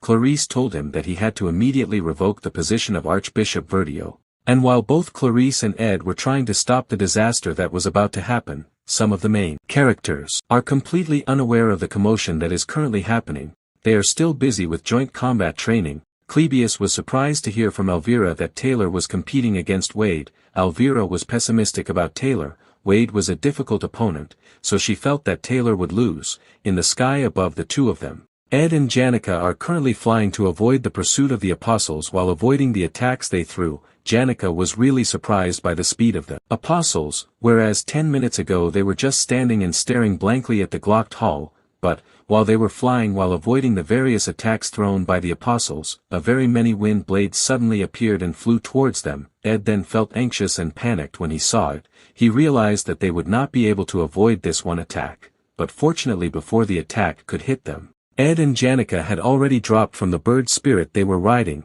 Seeing Janica, who screamed in fear and free-falling in the air, Ed anxiously called out to her and quickly headed towards her. Ed positioned his body upright so that he could plunge down faster and catch up with Janica. The position of the two of them at this time was really very high, to the point that when they plunged down they broke through a cloud, until finally, Ed finally managed to reach Janica's hand. Not only that, he also managed to retrieve Velbrock's ancient Fong necklace that was floating. But, although it was good news that he had managed to reach Janica, but the danger they were currently facing was not over yet, because they were currently free-falling in the air. and what made it worse, they were also currently being pursued by the apostles who were so strong. The apostles' main mission was to pursue the two of them and take back the necklace that was in his hand. And in the midst of the desperate situation they were currently facing, Ed was then confused when Janica suddenly, whisperingly called out to him. With a faint smile, Janica asked him, "You will handle the rest right?" And when Ed was confused by her words, Janica suddenly pushed his body away. Ed was completely unprepared for it and could only helplessly look at Janica's body that was free falling below him, while inserting Glass's golden phoenix ring that she had taken from Ed into her finger. Janica said that she believed him. She would do it. Right after the ring was put on her finger, the ring seemed to be triggered and lit up so brightly. At this moment, the academy students then shockingly looked up when they saw such a bright beam of light there. The beam seemed to stir up the surrounding airflow as soon as it appeared, and in each beam that stirred up the airflow, it then formed into a bird spirit. If the students looked up at this time, they then saw the academy sky filled with bird spirits. Each of spirits had different wings. The apostles were then surprised to see the spirits suddenly appear and surround them. Among the many spirits that were now flying in the sky, there was one that looked very striking. Even the weather that had been very sunny now looked like cloudy due to its appearance. Clebius, who was below, was then frightened when he saw the appearance of the spirit. The size of the spirit was so large that it was able to cover the sky, light shining on the people below. Some call it the very first spirit of all. It was the first to be born among all water spirits, a supreme water spirit, the only one of its kind in the spirit realm. Freed, the apostles themselves are now preoccupied with the siege of the spirits, although most of them are just lesser spirits, but their numbers are very large, which is troublesome for them. But even so, it is not enough to defeat them. They are considered the strongest force of the church, not without reason. The lesser spirits were just enough to distract them a little. The apostles were fully aware of Freed's appearance, and one of them shot several arrows at him, but the arrows could not even penetrate the water shield that enveloped Freed's body and only caused a slight wave. After finally being in a slightly safe position, Ed then turned his focus back to Velbrock's ancient Fong necklace. He could feel the magic in the necklace weakening. If it continued like this, they might be able to stop the resurrection of the Saint Dragon. But he then turned his gaze to the side, towards Janica, who was currently also looking at him. Seeing Janica, who looked exhausted, Ed worriedly asked how much mana she had used. Janica said that she also didn't know, but certainly, she would definitely lie in bed for the time being. After saying that, Janica then could no longer support her body, which made her body fall. Ed then immediately caught her and worriedly called out when he saw that.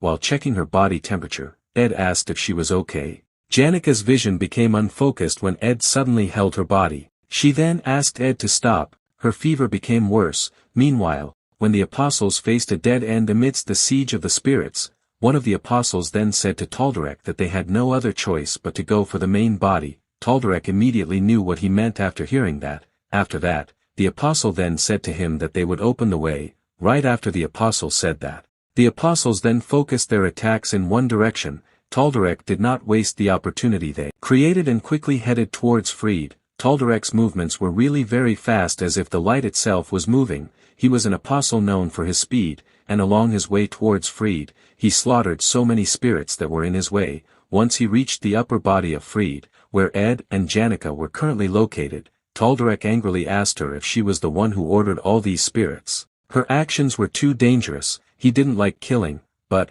he apologized to her. But when Taldarek was about to launch his attack towards Janica, he suddenly felt a drastic increase in temperature. At this time, behind Taldarek, Ed and Tarkan were seen already standing by. With a threatening look, Ed then told Tarkan to hold him. Taldarek was then shocked when he suddenly lost control of his spear, until finally, the spear was then stuck in Tarkan's mouth, and Ed, who had been on Tarkan's back then, jumped up, and firmly smothered his neck. Taldarek whimpered in pain as a result of his chokehold, but an apostle of Telos would certainly not be paralyzed that easily. Taldarek's entire body was suddenly filled with energy at this time and his eyes flashed yellowish light. He then vigorously jumped up and left. The force of his push was so strong that it made Tarkan, who had been holding his spear, unable to hold it any longer. Janica certainly wouldn't stand idly by when she saw that. She then begged Tarkan to protect Ed. With a movement that looked like a flash of light, Taldarek was finally able to break free and reach the ground below, and when the dust generated by their fall finally faded, a man with dove wings came into view. The man was of course Taldarek. While looking at Ed, he then said, being able to summon intermediate spirits as well as handle high spirits. Your talent is truly amazing. But as an apostle of Telos, who acts on divine will, I am much stronger than that. Tal'Dorek menacingly pointed his spear at him when saying those words. He then told him to hand over the necklace now, otherwise, he and that summoner would die. But Ed did not flinch in the face of his threat. He immediately said no as soon as he said those words. He also said that if he was wrong, Ed realized that there was no turning back for him. He already didn't have Delheim's hourglass. He still clearly remembered the deaths he had experienced several tens of times, but he already couldn't risk his life anymore. Therefore, with a fighting spirit burning in his heart, Ed then stood up. This time he was determined to survive.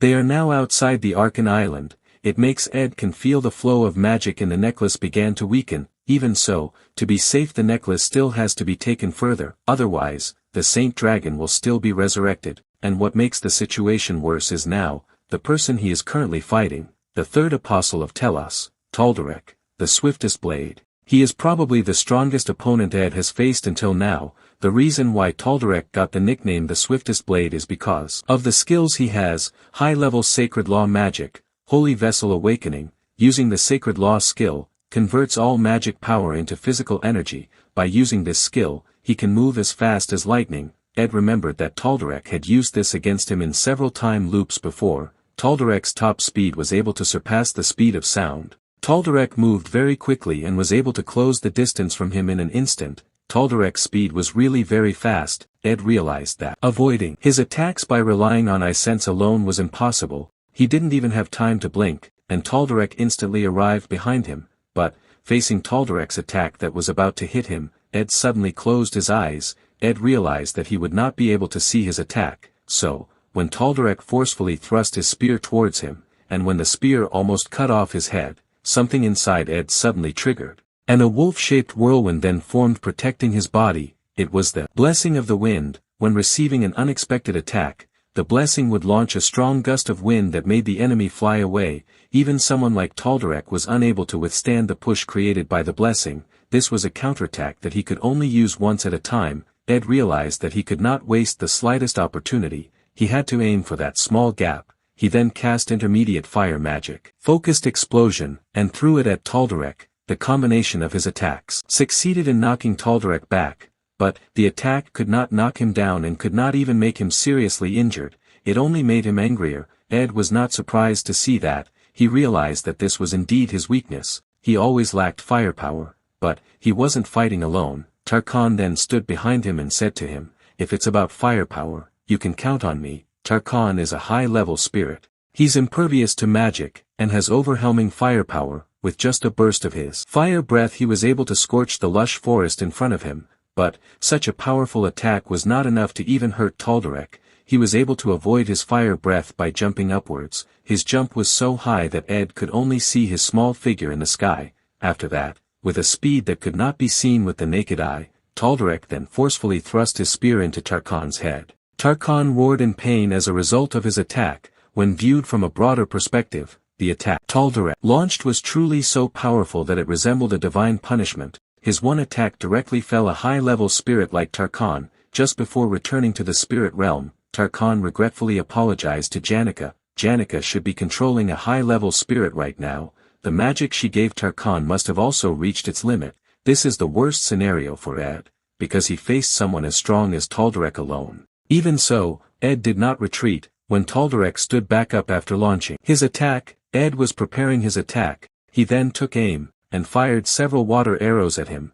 But, Tal'Dorek was then confused because the water arrows he fired missed all even when he did not try to move away. Ed did that on purpose. It was part of his plan. When the water arrow touched the ground and became a puddle, Ed then muttered, "Ignition." His fire magic immediately vaporized the puddle created by the fall of the water arrow, and made the environment where they were currently filled with smoke. Seeing that, Tal'Dorek immediately knew what Ed was planning. He was not confused let alone panicked when his sense of sight was almost completely blocked at this time. After closing his eyes for a while, he then slashed his spear to the side. His attack successfully hit Ed.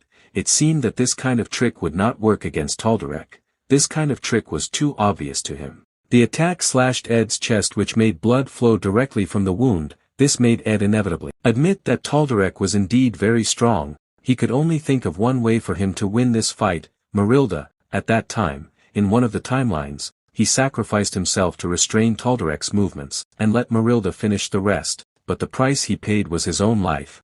But the problem was, Glast's golden phoenix ring was now being used by Janica. He had also never managed to fully summon Marilda using his own power, but Ed did not just give up hope. He thought there must be a way, but the situation he was facing at the moment unfortunately did not allow him to think calmly. When Ed cast defensive magic, Taldarek then attacked again to destroy the sheer lead that protected his body. After a few swings of the spear, Taldarek then stuck his spear to the ground, and launched a powerful kick towards him. The kick instantly shattered the shield protecting his body and hit his body.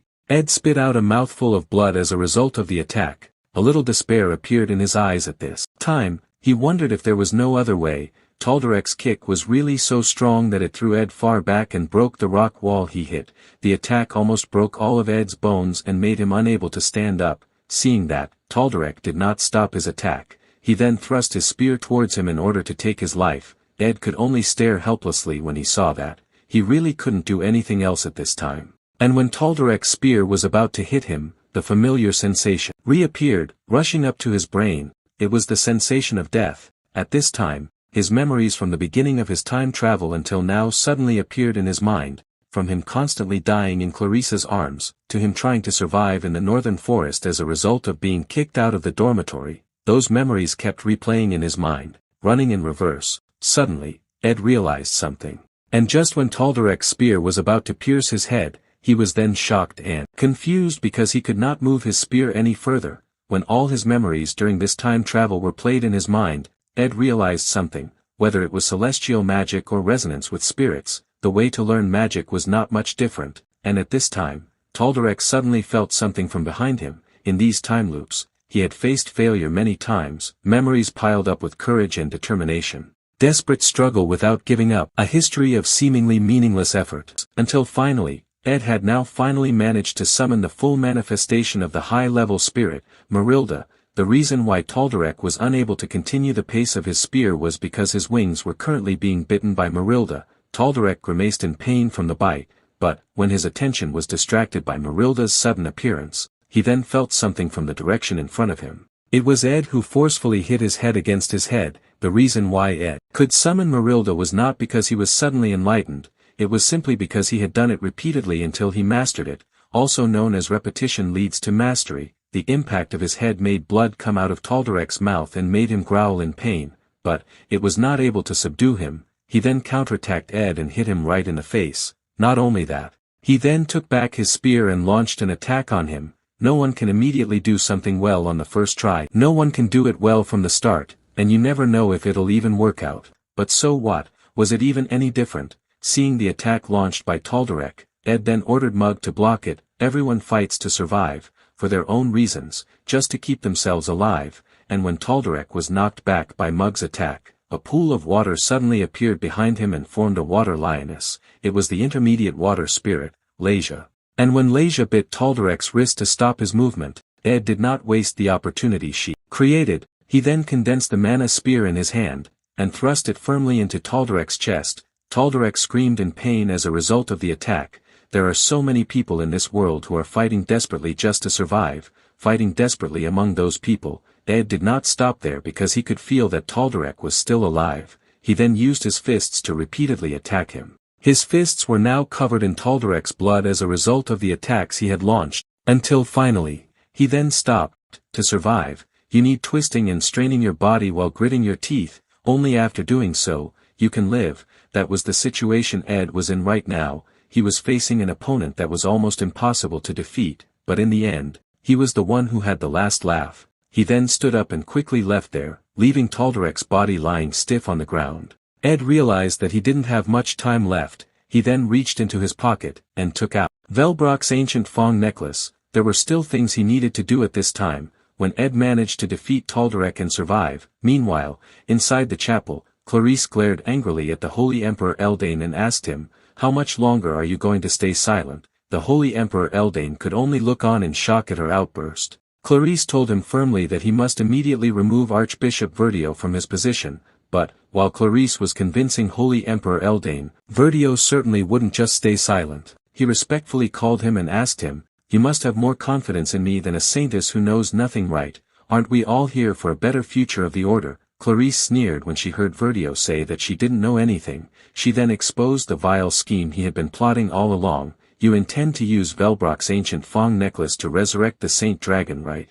They were both shocked when they heard that. Verdio then incredulously asked her how she knew that. Clarice continued, "You've tried countless times to hunt down the Saint Dragon, but not once has the church ever succeeded in slaying it. Your plan will fail." Verdio could only feel confused and surprised when he heard that. Seeing the confusion on their faces, Clarice then showed the scar on her wrist and told them a surprising fact, after repeating the same time where you all failed countless times. "That's why I'm standing here now."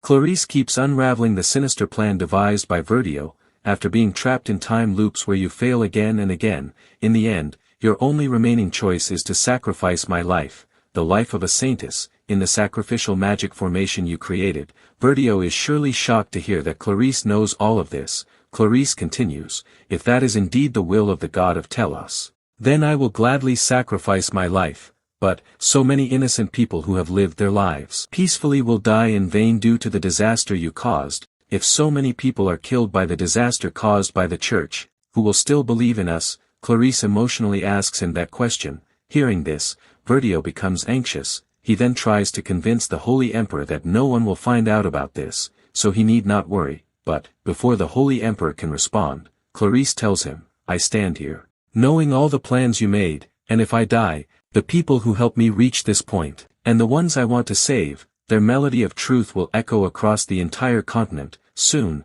not just me, but the whole world will no longer believe in the church." Verdio immediately opposes her words. He feels that those people are probably still somewhere on Arkan Island. He then tries to slander Clarice in front of the Holy Emperor Eldane. If a saintess distrusts the church, she would use the authority of the Holy Emperor at once, but, before Verdio can finish his words, the Holy Emperor Eldane, who had been silent until now, suddenly speaks. "The authority of the Holy Emperor, you say? A pathetic fool who couldn't choose between doctrine and reality has sat in the seat of Holy Emperor for decades. When someone with conviction leads the way, this pathetic old man has done nothing but follow, just as I always have for so long. I now entrust the future of the church to one with greater conviction, the one with the most resolute eyes in this entire church." After saying this, the Holy Emperor Eldane turns to Clarice and says he will follow her will. Hearing this, Clarice casts a sharp gaze at Verdio and tells him, "Your plan has never succeeded even once,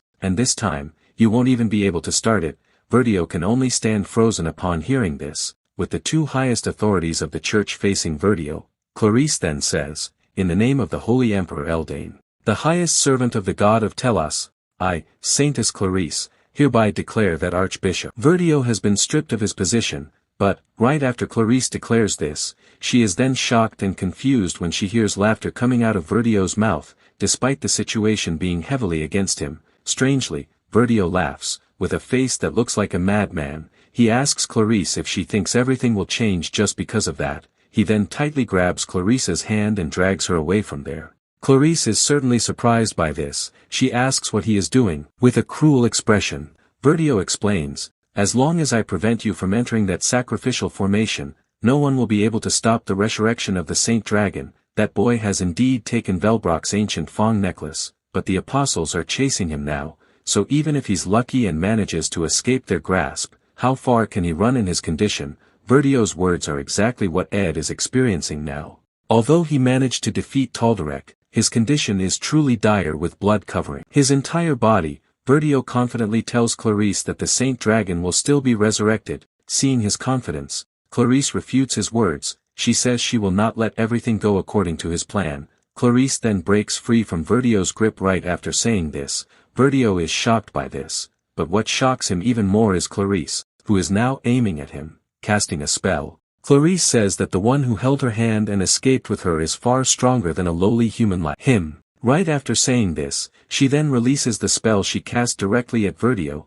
It is a sacred magic, divine power emission, which has the effect of nullifying nearly all magical effects on the target and dealing physical damage. Casting this spell seems to drain a lot of energy, making Clarice look exhausted now, but its impact is truly powerful. strong enough to instantly bring Verdio down, with a battered body. Verdio, with full of doubt, asks her, "Didn't the god of Telos himself say that a saintess's path is solely to pursue the purest white light, so, why do you now shine with so many colors?" Hearing this, while breathing heavily, Clarice answers, "I am a saintess, but also a student. While being in this land of knowledge, I have learned something, that what seems like pure white at first glance, within that single beam of light, is red light, golden light, teal, blue, and violet light." Each color Clarice mentions seems to represent the characters who have helped her during these time loops, and Lucy's arrival to Ed also proves Clarice's words to Verdio, that they are not weak people. Seeing Lucy's arrival, he then hands over Velbrock's ancient Fong necklace to her, and Lucy, after receiving the necklace, then flies away from the island, her flight speed so fast it creates a sonic boom in the air, with Velbrock's ancient Fong necklace now in Lucy's hands. It is almost certain they have succeeded in stopping the resurrection of the Saint Dragons, and while Lucy is carrying out the final mission, Clarice continues her words, "Light, when all those come together, that's how it becomes pure white." While Ed and the others are busy stopping the impending disaster, the atmosphere at the academy is still lively with the second joint combat training event. The protagonist Taylor, who is now a senior, is facing the first-year students, although they are a year apart. Their resistance cannot be underestimated. The first-year students are in high spirits, all wanting to score high by defeating their senior, so they will surely give their all. It all began at the start of the scenario. For some unknown reason, not a single first-year student was admitted to Class A. Ed himself does not join in the excitement. He speeds toward a certain place riding Marilda, but his condition is truly dire now. He is also nearly out of mana, making him unable to maintain Marilda's summoning continuously, and he falls to the ground after failing to sustain Marilda's summoning. Although Ed is extremely exhausted now, he keeps trying to get up. The scenario still continues. Based on the original scenario, Taylor would defeat his final opponent, Claude, the top-ranked first-year student in the alchemy faculty, but Claude refuses to admit defeat, which leads him to make a reckless decision by drinking a forbidden potion, Blood of the Fallen God. And that's how he becomes the mid-boss of this episode. Claude screamed louder and lost his sanity right after drinking the potion. Empowered by the evil god Mebular's magic, he unleashes all sorts of dark spells. With such a drastic increase in his power, he, who was previously defeated by Taylor, now manages to push him back. This sudden increase in power leaves Taylor unable to react, causing him to receive a fatal attack. In this episode, challenges keep coming one after another, and since this is the climax of the episode, the protagonist, battered from endless battles, struggles even to stand. Even so, the scenario continues. Ed and Taylor share the same experience now.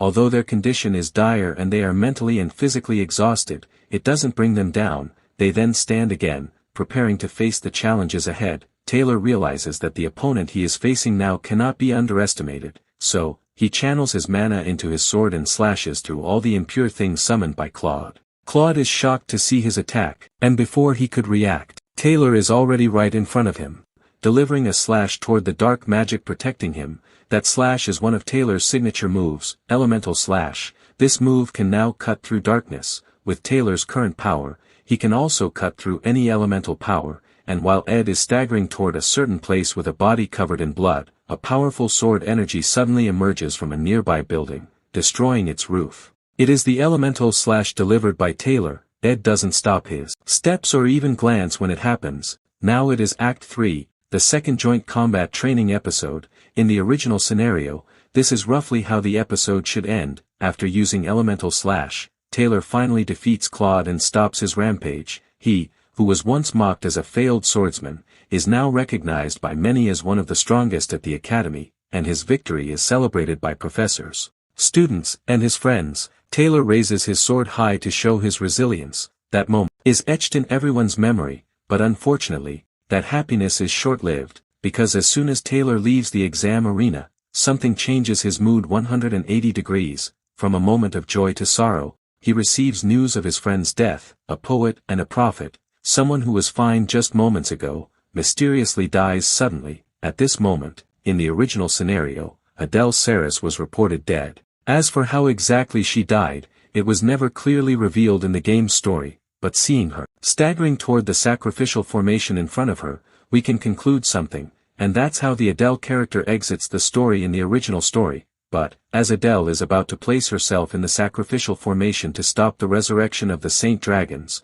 she is then shocked when someone suddenly holds her body. That person is of course Ed. He then forcefully pushes Adele out of the sacrificial formation. His push is so rough that Adele falls to the ground and screams in pain. With a face covered in blood and tears about to fall from her eyes, Adele looks at Ed, and Ed, in no better condition than her, looks back at her. The storyline has completely changed now. Taylor's mood doesn't change after leaving the arena. His heart is still filled with joy from the victory he achieved in the joint combat training, and neither he nor his group ever hear news of anyone's death as in the original story. Meanwhile, on the other side, there are rumors of a disturbance involving the church. It is a commotion that occurred at the chapel, because Clarice has exposed all his plans and thwarted them. Verdio is furious at her and impulsively tries to attack her, but fortunately, before Verdio can get close, the guards quickly react and subdue him before he can harm the Saintess. The church does not spread the issue and tells the public that it has been handled as an internal church matter.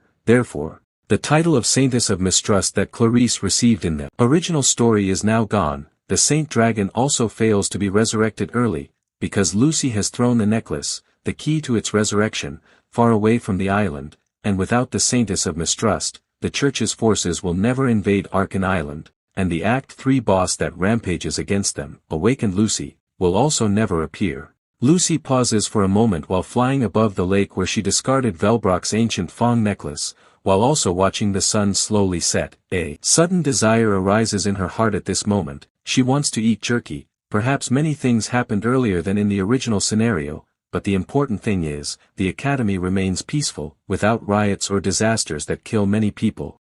It feels like time has flown. 2 days have passed since that incident. On a bright afternoon, Ed went to Janika's cabin and knocked on the door while asking her if she was feeling better, but Janika suddenly became nervous when she heard Ed knocking on her cabin door. She frantically asked him not to come in yet. She needed to clean herself up. Janika also answered that she was still having trouble seeing. Hearing that, Ed then decided against going inside. The price to pay for borrowing magic from the future was immense. Because of that, Janika couldn't use her magic for the time being, and her vision had also deteriorated. The Supreme Water Spirit, Freed, who had single-handedly stopped 5 apostles, seemed to have crashed into the forest outside Arkan Island. This was caused by Janika, who could no longer control him because she fainted from exhaustion, and when she opened her eyes, she was already in the cabin. Janika herself didn't know why she was there. Regardless, Ed was glad that everything had been overcome, but, while Ed was standing in front of Janika's cabin door,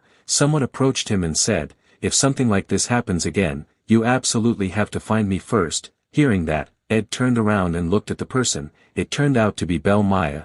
Ed thanked her for coming. Maya's face was beaming as if she was anticipating something. Seeing that made Ed think. When a maid is promoted to head maid, she no longer had to do cleaning work, but from her expression, he felt that Maya was eager to do rough work. While Ed was thinking about that, Maya walked closer and asked how he was doing. Ed answered that he was indeed worried about Janika, who couldn't see, but other than that, he was fine. But, Maya said that wasn't what she meant. She meant, is there anything else troubling him? Ed fell silent for a moment upon hearing that, then answered no. Hearing his answer, Maya said she understood. For now, taking care of Miss Janika was the top priority. While walking into Janika's cabin, Maya then told him she just wanted to remind him. He also needed to help Janika change her clothes and wipe her sweat. Hearing that, Ed said he knew that. Maya continued, she knew very well that someone like him wouldn't make such mistakes, but, Maya suddenly paused for a moment before entering. She then turned back to him and said,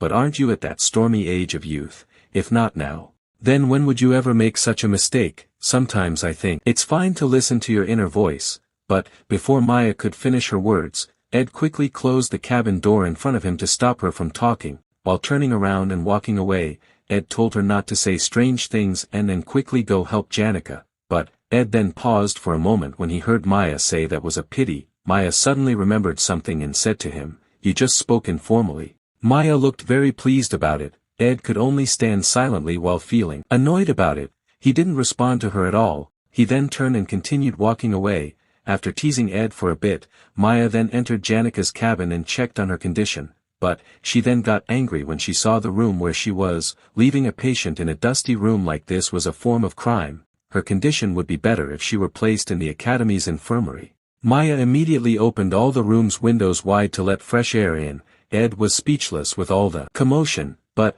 what left him even more speechless was, Maya opened the bedroom window while Janica was changing her clothes. Time passed, and it was already late afternoon. After a whole day of taking care of Janica, quick-witted Maya seemed to notice that he was mentally unsettled. Opening all the doors and windows while bathing Janica was madness, but thanks to that, the day passed without time to dwell on anything else. Although he only skipped managing the cabin for 2 days, it felt like he had been gone for a month. The firewood stock was also running low, but, while Ed was thinking about that while skinning his hunt, someone suddenly came to his camp and greeted him. The person was dressed in a hooded cloak that covered her face. She was also holding a lute that looked like Adele's, and as the person walked closer, Ed then recognized who it was. It was Kylie, or more precisely Saintess Clarice. While removing the hood covering her face, Clarice then dispelled her disguise and returned to her original appearance. While Ed was making her a drink, Clarice told him that Archbishop Verdio had been officially excommunicated.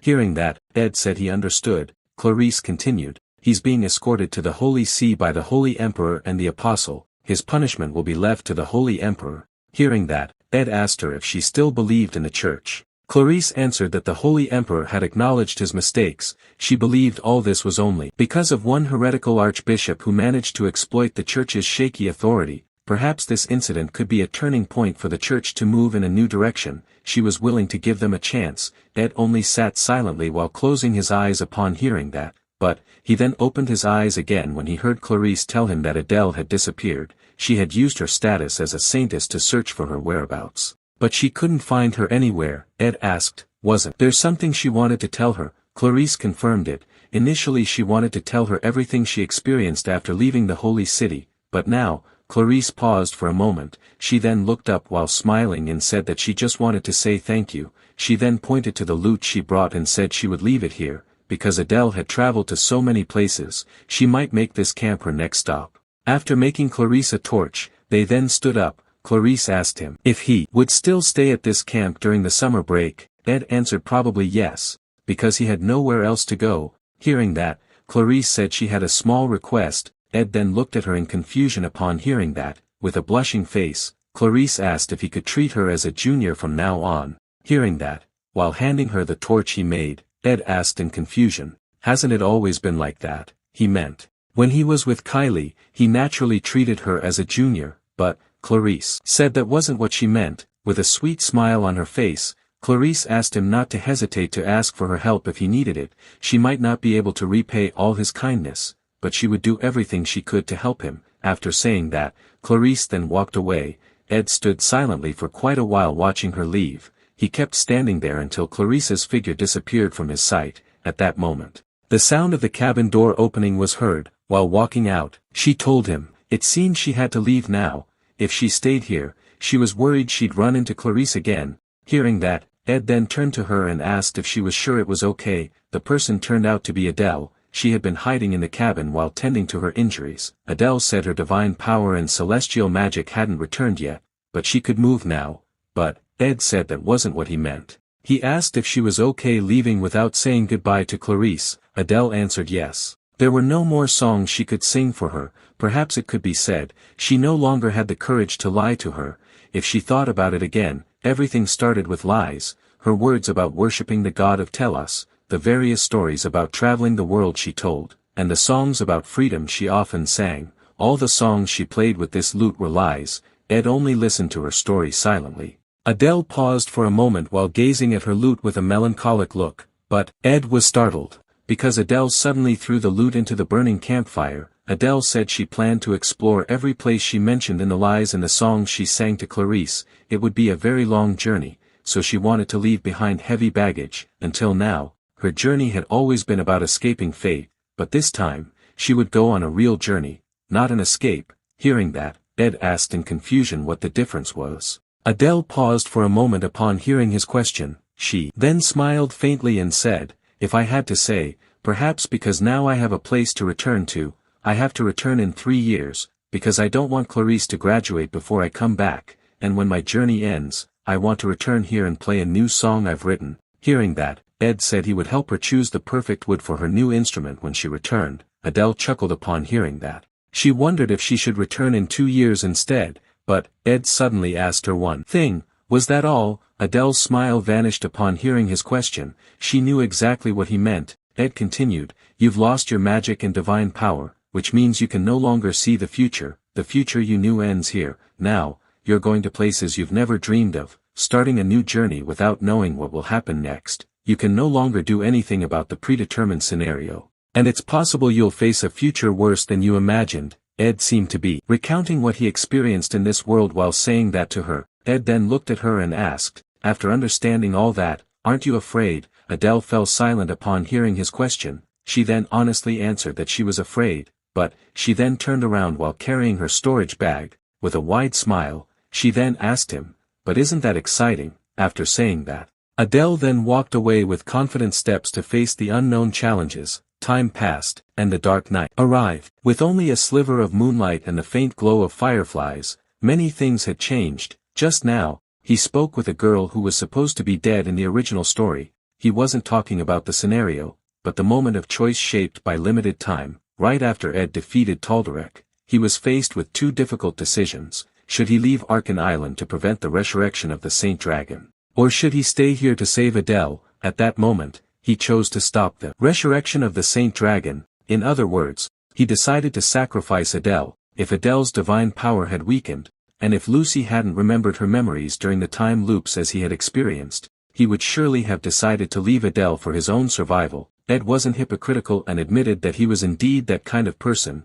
This reminded him of memories from his first life. He was someone who hid behind the excuse of survival, whether it was valuing affection, missions, friendships, or camaraderie. If it came to his survival, all those things were easily discarded. Ed kept sitting there, staring at the extinguished campfire while lost in his thoughts, and while Ed sat silently there contemplating the meaning of his life, someone then walked toward him under the shimmering moonlight. It was Janica. She slowly walked toward him guided by the spirits, with unfocused eyes like someone with vision impairment. Janica then sat beside him while leaning her head on his shoulder. Now, the summer break had arrived. Until this moment, many things had changed. Ed Roth Taylor, who was supposed to be expelled from the academy, had become an honorary student. Janica, the boss of Act 1, was also by his side, and Lucy, the boss of Act 3, had disappeared from the story. Even so, amidst so many events that had changed from the original scenario, there was surely something that didn't change.